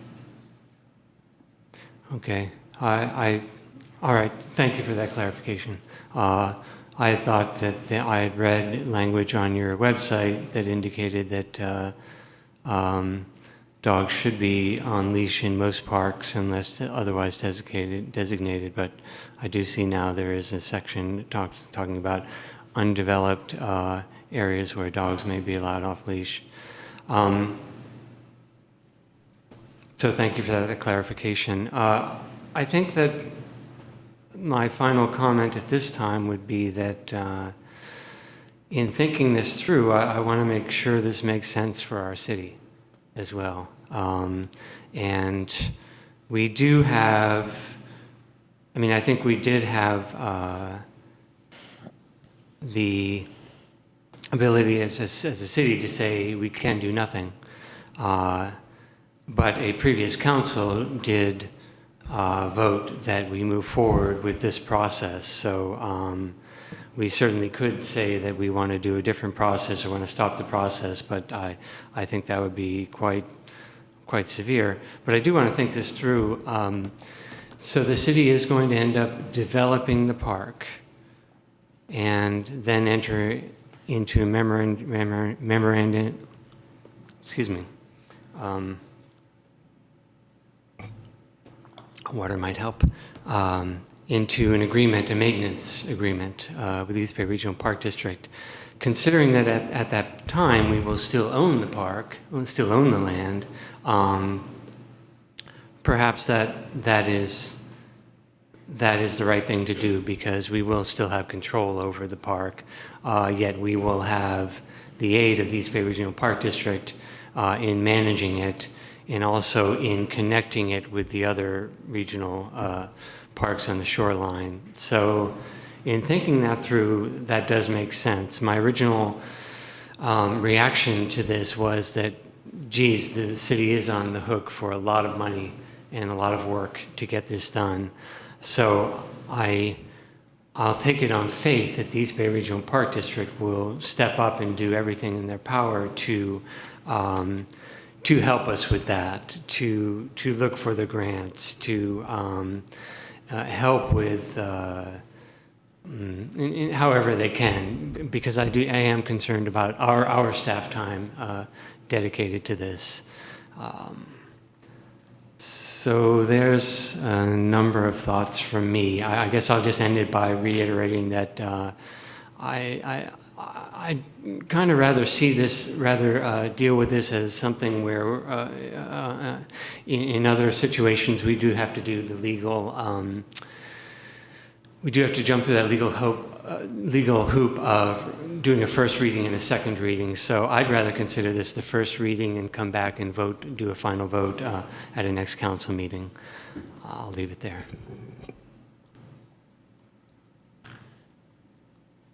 Well, I'm ready to make a motion if people are ready to discuss one. Can I, before yeah. you do that, I haven't really commented. Nick kind of like the sort of holding off a little bit here. To me, at best, it needs to be tightened up a little bit, I think. I'm concerned about this whole piece about the operation and management. And I have to say, I've noticed, Penelope, that you've said it, and Nick, I heard you say it, operation and maintenance, which I know is a common term, but I think we're interchanging maintenance and management, and I think that's something that we don't want to be mixing those words up, and it sounds like there's a reason we're mixing them up. So I think we need to kind of think about that. And this whole part about a portion of the area will be retained by the city, what does that exactly mean? And I'd like to see at least a sentence in here about the art. I think that is important. I think we can do that without being so specific that we trigger anything. We always talk about this area is a regional park. It's a regional area. But somehow Albany's paying the bill here. And I'd like a little more specificity as to exactly what the regional park district's going to provide. It talks about they'll help apply for grants. Well, you know, what does that really mean? Are they going to help manage the grants? And I just think it needs a little more information. You know, we heard earlier tonight that we needed to hire consultants because we don't have enough people to do the public works and the university project. This sounds like a huge project. So what, are we going to have to hire more consultants? That's okay, but how much does that cost? And, you know, we have a lot of CIP projects already going on. Do we have enough people to do this? I think we really need to understand what exactly is required. And none of this is budgeted, so how do we adjust our budget? So I'm not ready to approve it exactly as it's written tonight, for sure.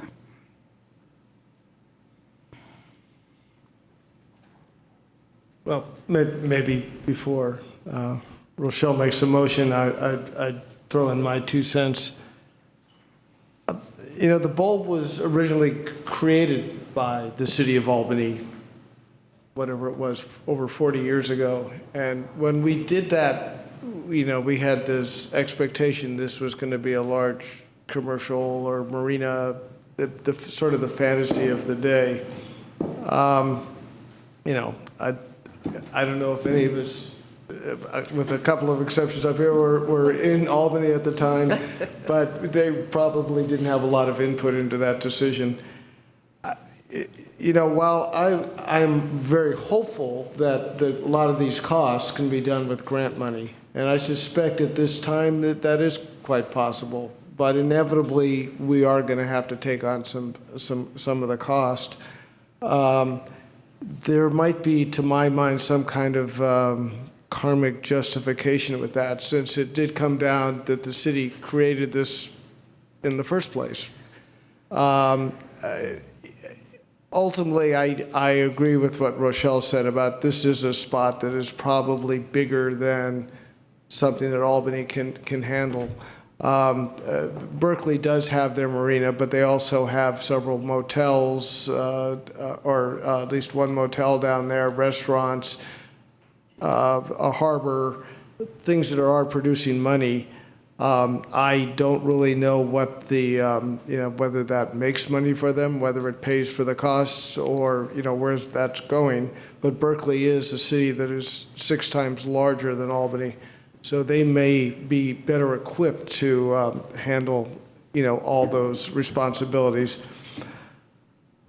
I also see this as it was said that this is sort of a baby, very cautious step at this point. I don't know that this is, there's still lots of unanswered questions, and I think trying to come up with the ultimate, this is the answer, we're all jumping on board, may be impossible given all the different interests, not only outside groups, but just people in town. What goes on the shoreline is the classic example of what gets Albany all upset and kind of at each other's throats every once in a while. So I would like to see this kind of proceed on some way. I also like this idea of adding something about the art, because it is important to many of us in Albany, including myself, that this is going to be a component in some form or another. A lot of the art down there, as it is right now, may not be there in 5 years, given it wasn't really built for longevity. But some may be worth preserving. Lots of it, I think, may be impossible to preserve. But in any case, I think it's the setting that creates this place where art seems pretty, much a logical component of it. I would be okay with waiting to another session to, if this could be detailed out in a way that made perhaps Nick or Peggy a little more comfortable. But I would like to see it come before us and kind of start to taking it on to the next step. sooner as opposed to later. I think,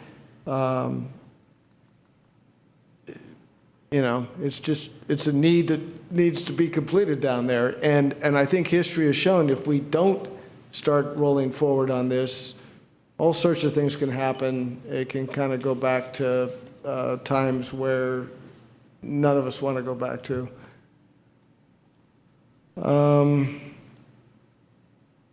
Perhaps, to my mind, if we really had a more exact sense what this cost is going to be and how much grant money is out there, I don't know if there's been any attempt to kind of look and see, is there AA money available, how much WW money, how much Trust for Public Land, or they want to chip in?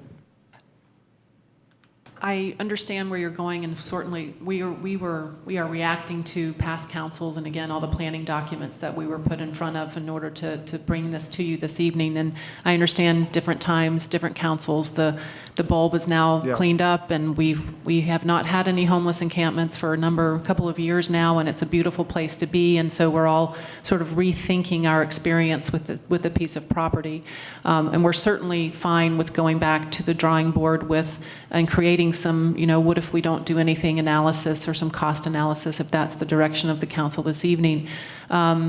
I will say that it won't be at the next meeting, though. There's just really no way we can turn it around that quickly with the amount of things that we would need to prepare, because everything's due in the Dropbox by this Friday for our next meeting. So we would attempt to get that back to you hopefully in October, because we don't want to lose the momentum here, as well, and try to incorporate some of your things. But it is a memorandum of understanding, and it's not meant to be the maintenance and operations agreement, and it's not meant to do anything that would trigger any kind of CEQA requirements. So it was not meant to be vague, to try to hide anything. It was meant to answer some of the questions in terms of what we need to do in moving forward in order to put something more concrete in place that will require, a secret requirement. So we can certainly add something about an art, reference the transition study. I think the transition study, don't forget we have that as our tool. That's really our guiding document towards getting our plans and specifications ready. So that really is something that's referenced in the document.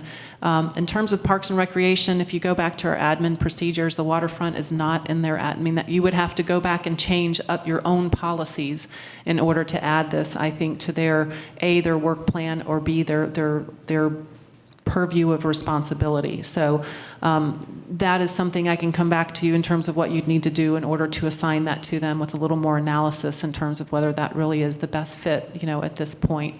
Having staff take that on is time consuming, but it's also something that we do, and we also have knowledgeable staff that can help facilitate that through in a meaningful way. And Park and Recreation have not dealt with the waterfront at all. They're not the experts on it. They're not the ones that deal with it, and it would take some time to bring them up to speed, whereas me and myself and Claire have all been in the process all along the way, and we've managed to conduct that outreach, I think, quite well to come up with the transition study that you've approved. So I think that answers some of your questions. We would like the opportunity to bring something back to you in October, with answering some of the questions that you have, again, addressing the art, trying to flesh out some of the costs for going after grants. I don't know that we can really identify every pot of money that's out there. Our own per capita measure WW money has already been allocated. We only have, I think, in the neighborhood of maybe, now that the Albany Greenway has taken a chunk of it, maybe $200,000 left. So that was one thing that I don't know that's going to really get us anywhere too far, and especially to go back and have Parks and Rec give up all those other projects that they've been working on for some time now.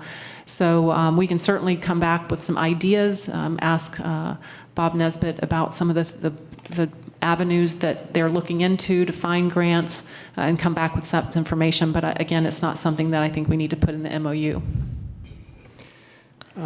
So I just want to be clear that I'm in favor of moving forward, but in favor of also, I would love for this to come back in October with more of the feedback, with the changes based on the feedback we've given you. In particular, I'm less concerned about the identifying the grant sources. We're more concerned with, I think, Vice Mayor McQuaid said, how does this impact our budget? Where does it fit into the budgets that we've already seen?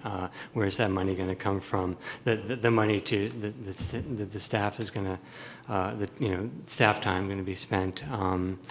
And I do want to just, I thought that also the Vice Mayor had something interesting to say about the operation and management piece. So the maintenance is left out and will be on us then. I would think it'd be great if staff could clarify that a little bit about, for example, let me put it in concrete terms about what I'm thinking of. Operation management is pretty clear to me, but what does maintenance mean and who does the maintenance? And say it's a case of revetment failing. Who's on the hook for repairing that? It might be good to know the details of this at that time, or for this to be spelled out in the MOU. Can staff speak to that at all? Yes, I think that level of detail is definitely for the maintenance and operations agreement. That who would take care of the revetment is really something that we would have to hash out with the East Bay Regional Park District before we entered into that. But a maintenance and operations agreement. And I know that we mixed and matched management and operations, maintenance and operations, but it's really meant to be a maintenance and operations agreement. And we've already put together some numbers in terms of an annual cost. It's roughly $150,000 a year to maintain the area with vegetation management, with keeping the fire trails, the garbage cans done. So we both agree, both the district and the city staff, that it's roughly $150,000 a year for the maintenance and operations. That does not take into account public safety, nor do I think it should, because right now, even I talked to Chief McQuiston about how much it costs to provide public safety for the bulb, and it would be really difficult to tweeze it out because it's just part of their patrol. They do it, every so often, 4 to 5 times every 24 hours, and it's really not a cost that we have separated out on a budget line. But certainly the maintenance and operations is roughly $150,000 a year as we've estimated today. And that includes vegetation management? Yes. I think it is clear in the document now. I read it. Thank you for clarifying. It does say maintenance and operation agreement. There is a section called operation and management, but the agreement is clearly stated as maintenance and operation. But but I do have that question about who has the long-term responsibility for maintaining the park and for when features fail. If I may. So again, maybe not everything is spelled out in the MOU, but it's our commitment that once we entered into a long-term operation and maintenance agreement, we would be responsible for maintaining everything. The model we would look at is our agreement with the state park, which is a 30-year agreement. And in that agreement, we're responsible for all operation and maintenance. Capital improvements are slightly different. Obviously, we're both looking at staggering numbers here, and that's the part of the MOU that we're agreeing to work together and use our best efforts to go out and get other people's money to do this. And I think it would be the same if there were significant repairs beyond some threshold, and we have a similar threshold in our agreement with state parks. Again, it's not defined here, but maintenance means everything. And to the extent we're going over some threshold, whether it's 100,000, 500,000, because something that was done failed, some storm event had some major impact on some improvements that we had done, there'd obviously be room in the agreement for that, again, for us to work together to get the money outside to do those things. But by operation and maintenance, we would take it over and we would maintain it like we maintain all of our parks on behalf of the city. Could you explain that one more time, though? Because what I thought I heard you say was you would take it over, do the operations, do the maintenance, unless there was something catastrophic, in which case you'd come back to us for money? No, I'm sorry, that's not necessarily what I meant. But When we look at the improvements and the strategies that are identified here, we're already recognizing that, for example, doing all the revetment work is maybe something that's beyond both of our financial wherewithals at this point.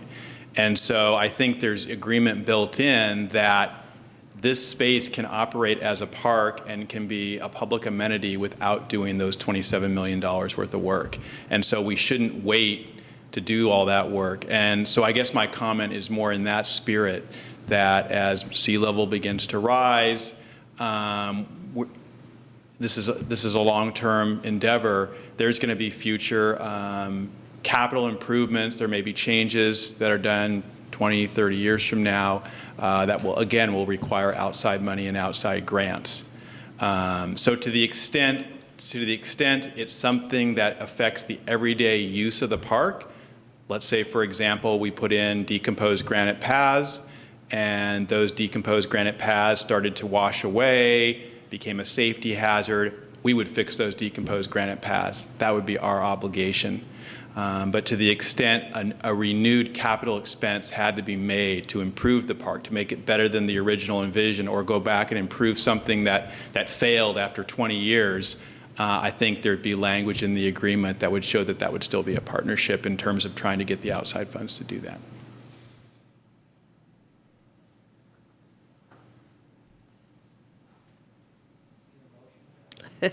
Well, I was prepared to make a motion hoping that we could move forward with this memorandum of understanding tonight, but listening to the comments, I realized that such a motion is unlikely to be accepted. So I'm going to, I'll make a different motion. I'll make a motion that we ask staff, that we provide direction to staff to come back in October with a revised version of the memorandum that includes language that includes the fact that there are both preservation and potential, at least potential recreation areas as well as conservation areas, that we fix the language regarding Section 8.4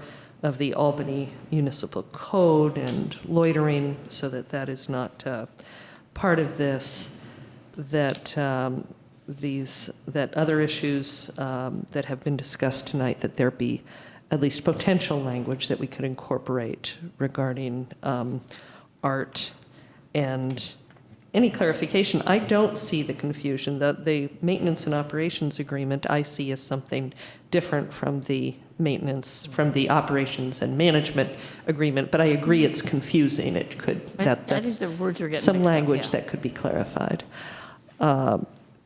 The underlying, what I see as the two really big issues, do we need a kind of no action analysis? And I, as somebody who spends quite a bit of time down there, I do want to say that the recent changes that have been done by the East Bay Regional Park District have been just tremendous. I mean, it's a very different place than it was. It's better for people, it's better for wildlife, it's better for people without dogs, it's better for people with dogs. Everybody is benefiting immensely just from the fairly limited changes that the East Bay Regional Park District has already done. And the sooner that we can move forward from stage to stage to stage, I'm reluctant even to see this not be accepted tonight, but the sooner that we can move forward, I think the better.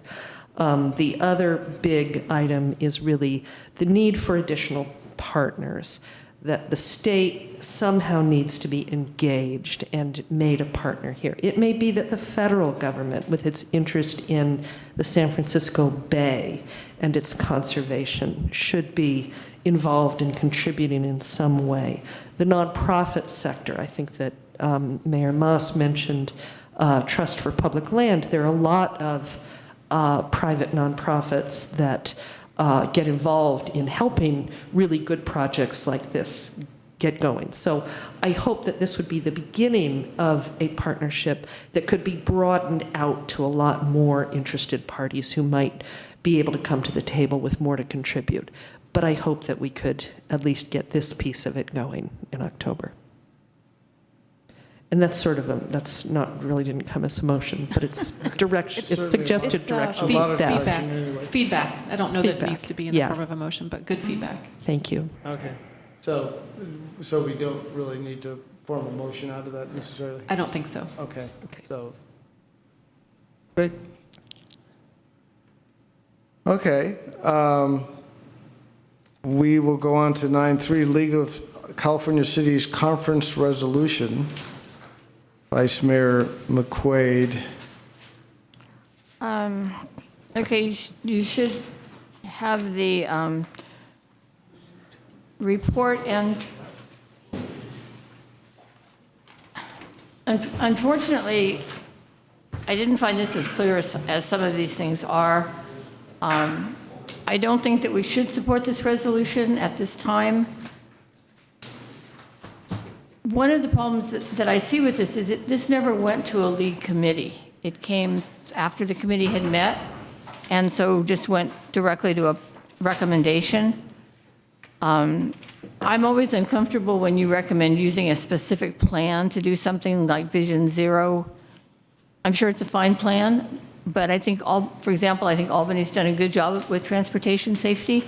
We didn't use Vision Zero. You know, we're looking at complete streets, we're looking at other things, and so I'm always a little hesitant when you put like a brand into a statewide plan. I think that kind of limits people to what maybe they're comfortable with. The other part of this is that it may change when it goes to committee next month in Long Beach before it comes to the General Assembly to vote on. So what I would like is to, at this point, not support this resolution, but to have the flexibility from you all that if it seems reasonable for Albany and for the state, if they make significant changes, that I can vote according to how I think it should go. And I don't really like asking for like that kind of flexibility, but I don't know any other way to do this. Well, I just want to say that I really appreciate your thoughtful and detailed comments on this. I think I am happy to delegate to you the authority to do what you think is best. I think that your comments about it not going to committee first, since I'm involved in the league, I understand that committees do a lot of good work, and I would prefer to see it go to a committee first before it went to a general vote. So I think what I hear you say, and is that of course we support the idea of reducing or eliminating death and injuries from traffic-related issues, but that perhaps voting on this is not the way to do it. Maybe it will be. Maybe if everything comes into place, it will be. But I'm fine to. I'm fine with what you've written here. I think pretty, I'm Okay. certainly fine with it. I think it seems very reasonable, and Okay. is there anyone in the public that would like to comment on this, if you know about it? A little bit of inside baseball here, I would say. All right. I will report back. Okay, very good. So do we need a vote on this, or? No, I don't think so. We can say there's general consensus. Yeah, I would say general consensus. Yeah. Okay, and then the last item on the agenda tonight is formation of a city council subcommittee regarding the Alta Bates closure from the city of Berkeley.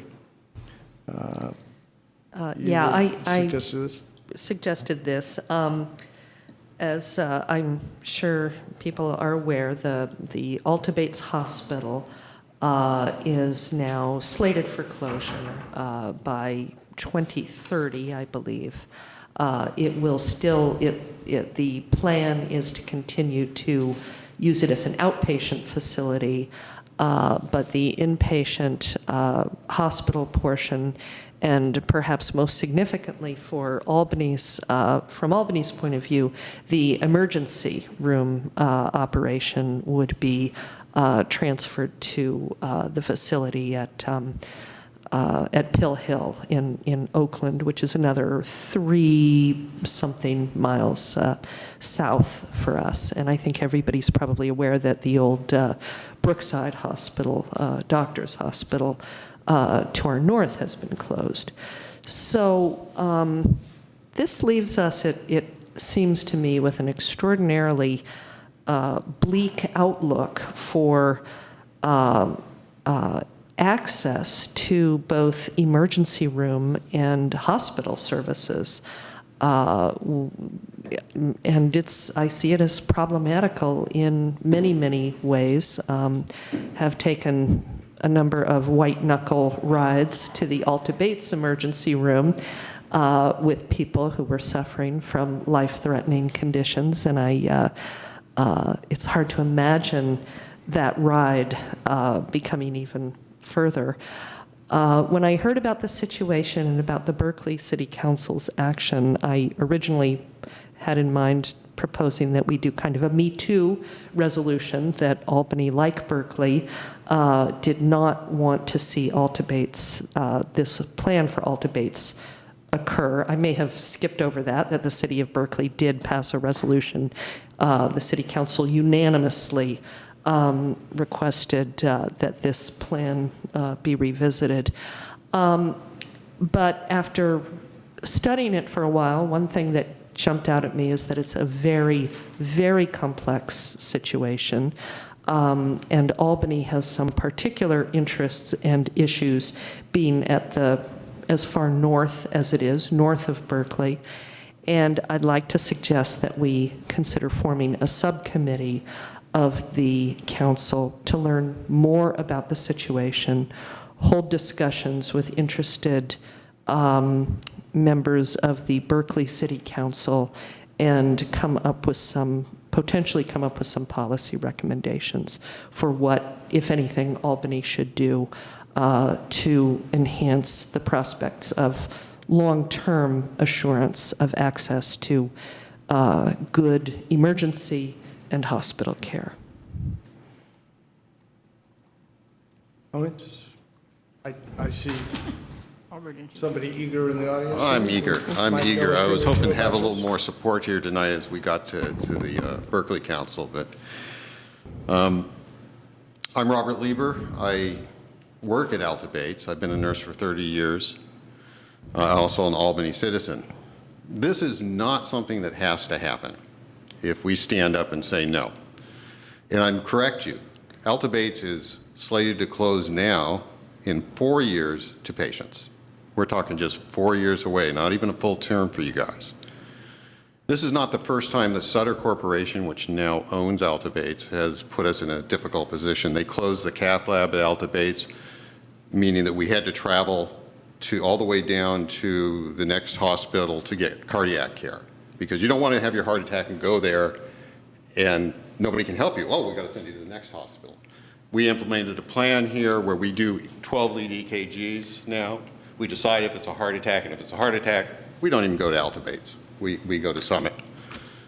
So this is a Sutter problem. This is a profit problem.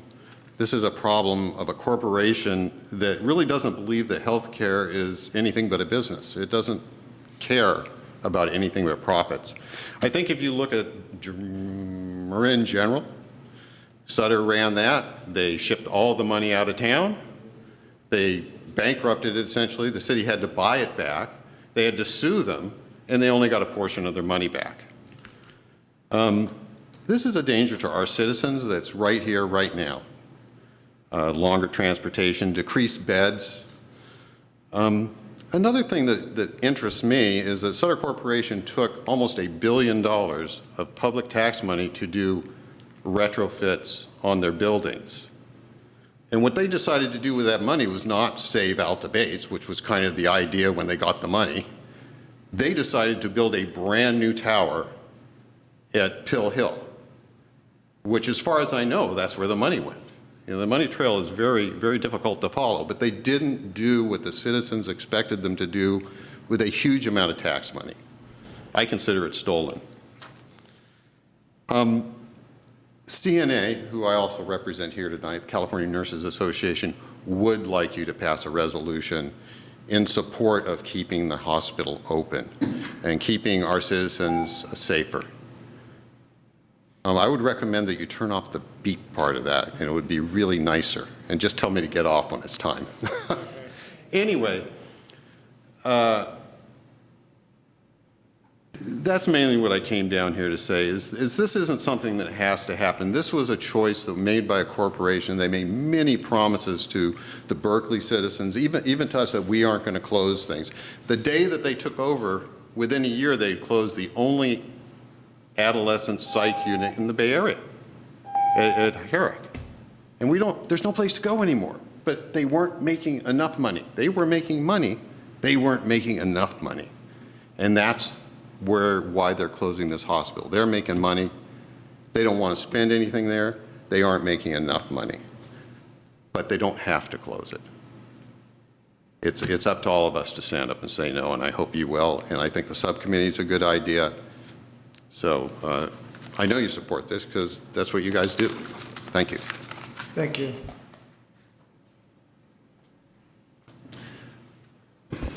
Hi, I'm Brian Beal, and I actually was one of the first people to report this issue to my group of friends about a year ago when it happened. As you probably know, the doctor's hospital closure affected a lot of people. My mother was a patient in that neck of the woods and would have to go as far away as Martinez because she didn't have insurance and just had the hospital or the county plan. One of the things a lot of people have impressed me with over the years is your life expectancy is largely controlled in many ways by how far away you are from a hospital as you get older. So this is a very important thing. When people started hearing that Alta Bates was going to close, they were like, whoa, you know, because we just got the one hospital closed and now the other. So this is also affecting Contra Costa County, and I just want to make everyone aware El Cerrito is talking about this too. So Berkeley isn't the only partner you would have in these discussions. I'd like to see a hospital here in Albany someday, and maybe, you know, that maybe somewhere down there by the freeway would be a good place to have it. So I would urge you to do as much as you can about this issue. I think, yeah, a subcommittee is good for the long term, but I think some sort of resolution condemning the closure would be in order. Thank you very much. Thank you. Brian, you know we had a hospital where the community center was the hospital. Yeah. And it was part of Alta Bates when it closed. Well, I'd just like to say, I think this is a great idea, and I'd really like to be on the subcommittee. Rochelle, I'm assuming that would be you. Obviously, the rest of you can jump in. I did bring this to staff a while ago and have talked to different people and had people contact me about it. So I think it's, as people hear about it, it's a real concern to the community. I also think it's a great idea, and I'm happy not to serve on it, having lots of other obligations, although I think it's a very important issue.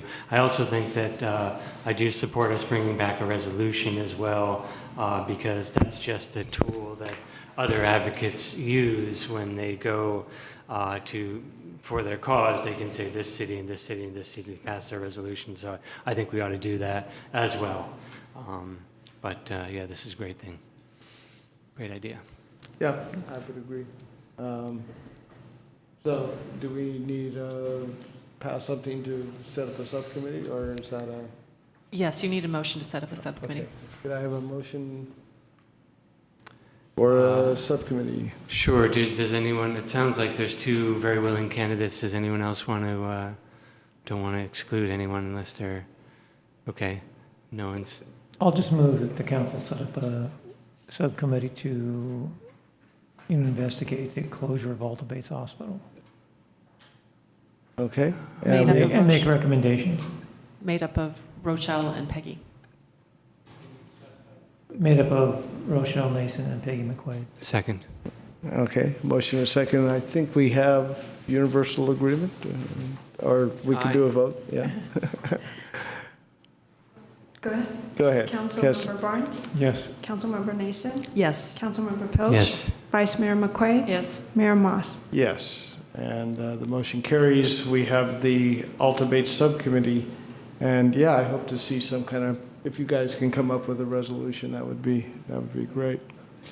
So that's sort of the last big action item. We're on to other business reports on meetings attended, announcements of events.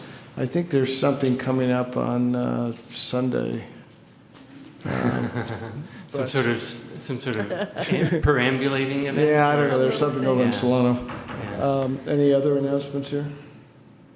Just for agenda items, I would like us to have a resolution to vote on in a future meeting.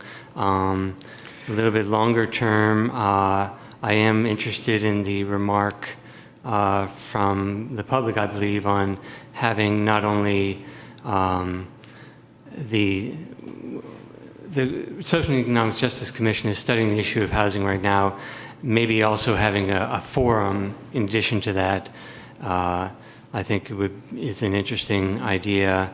And even farther out, I think that the council should consider at some point the implications of the fact that we do not have a commission or committee that does deal with the waterfront at this point. I'll leave it there. Okay, something to ponder. Any other announcements? No? But remember, we're closing in. Oh, that's right. We were going to do a closing. Thanks for reminding me. So, Okay. Vice Mayor McQuaid. We're adjourning the meeting tonight in honor of Muriel Blank. Muriel Tansley Blank passed away in July, one day before her 93rd birthday. She was born and grew up in Berkeley and was one of only 2 women in her architecture major at UC Berkeley in the early 1940s. She was married to former mayor and businessman Jerome Blank for 55 years. A mother of the 50s, she saw her main role in life as that of a loving, devoted wife to Jerry and a stay-at-home mother to her 2 girls. Jerome's career in local politics and her passion for gourmet cooking led to her renowned dinner parties. She once put on a big party for over 300 to honor the former First Lady Patricia Nixon in her beautiful Albany home, which she helped to design. Muriel's other passion was hiking and camping. She was a lifelong campfire girl starting in her youth and led a group of local campfire girls for 10 years. Muriel and Jerome also shared a love of music. In fact, they met when he was playing the piano at a party to which she was invited. Both Muriel and her husband hold an important place in the history of Albany. So, moment of silence.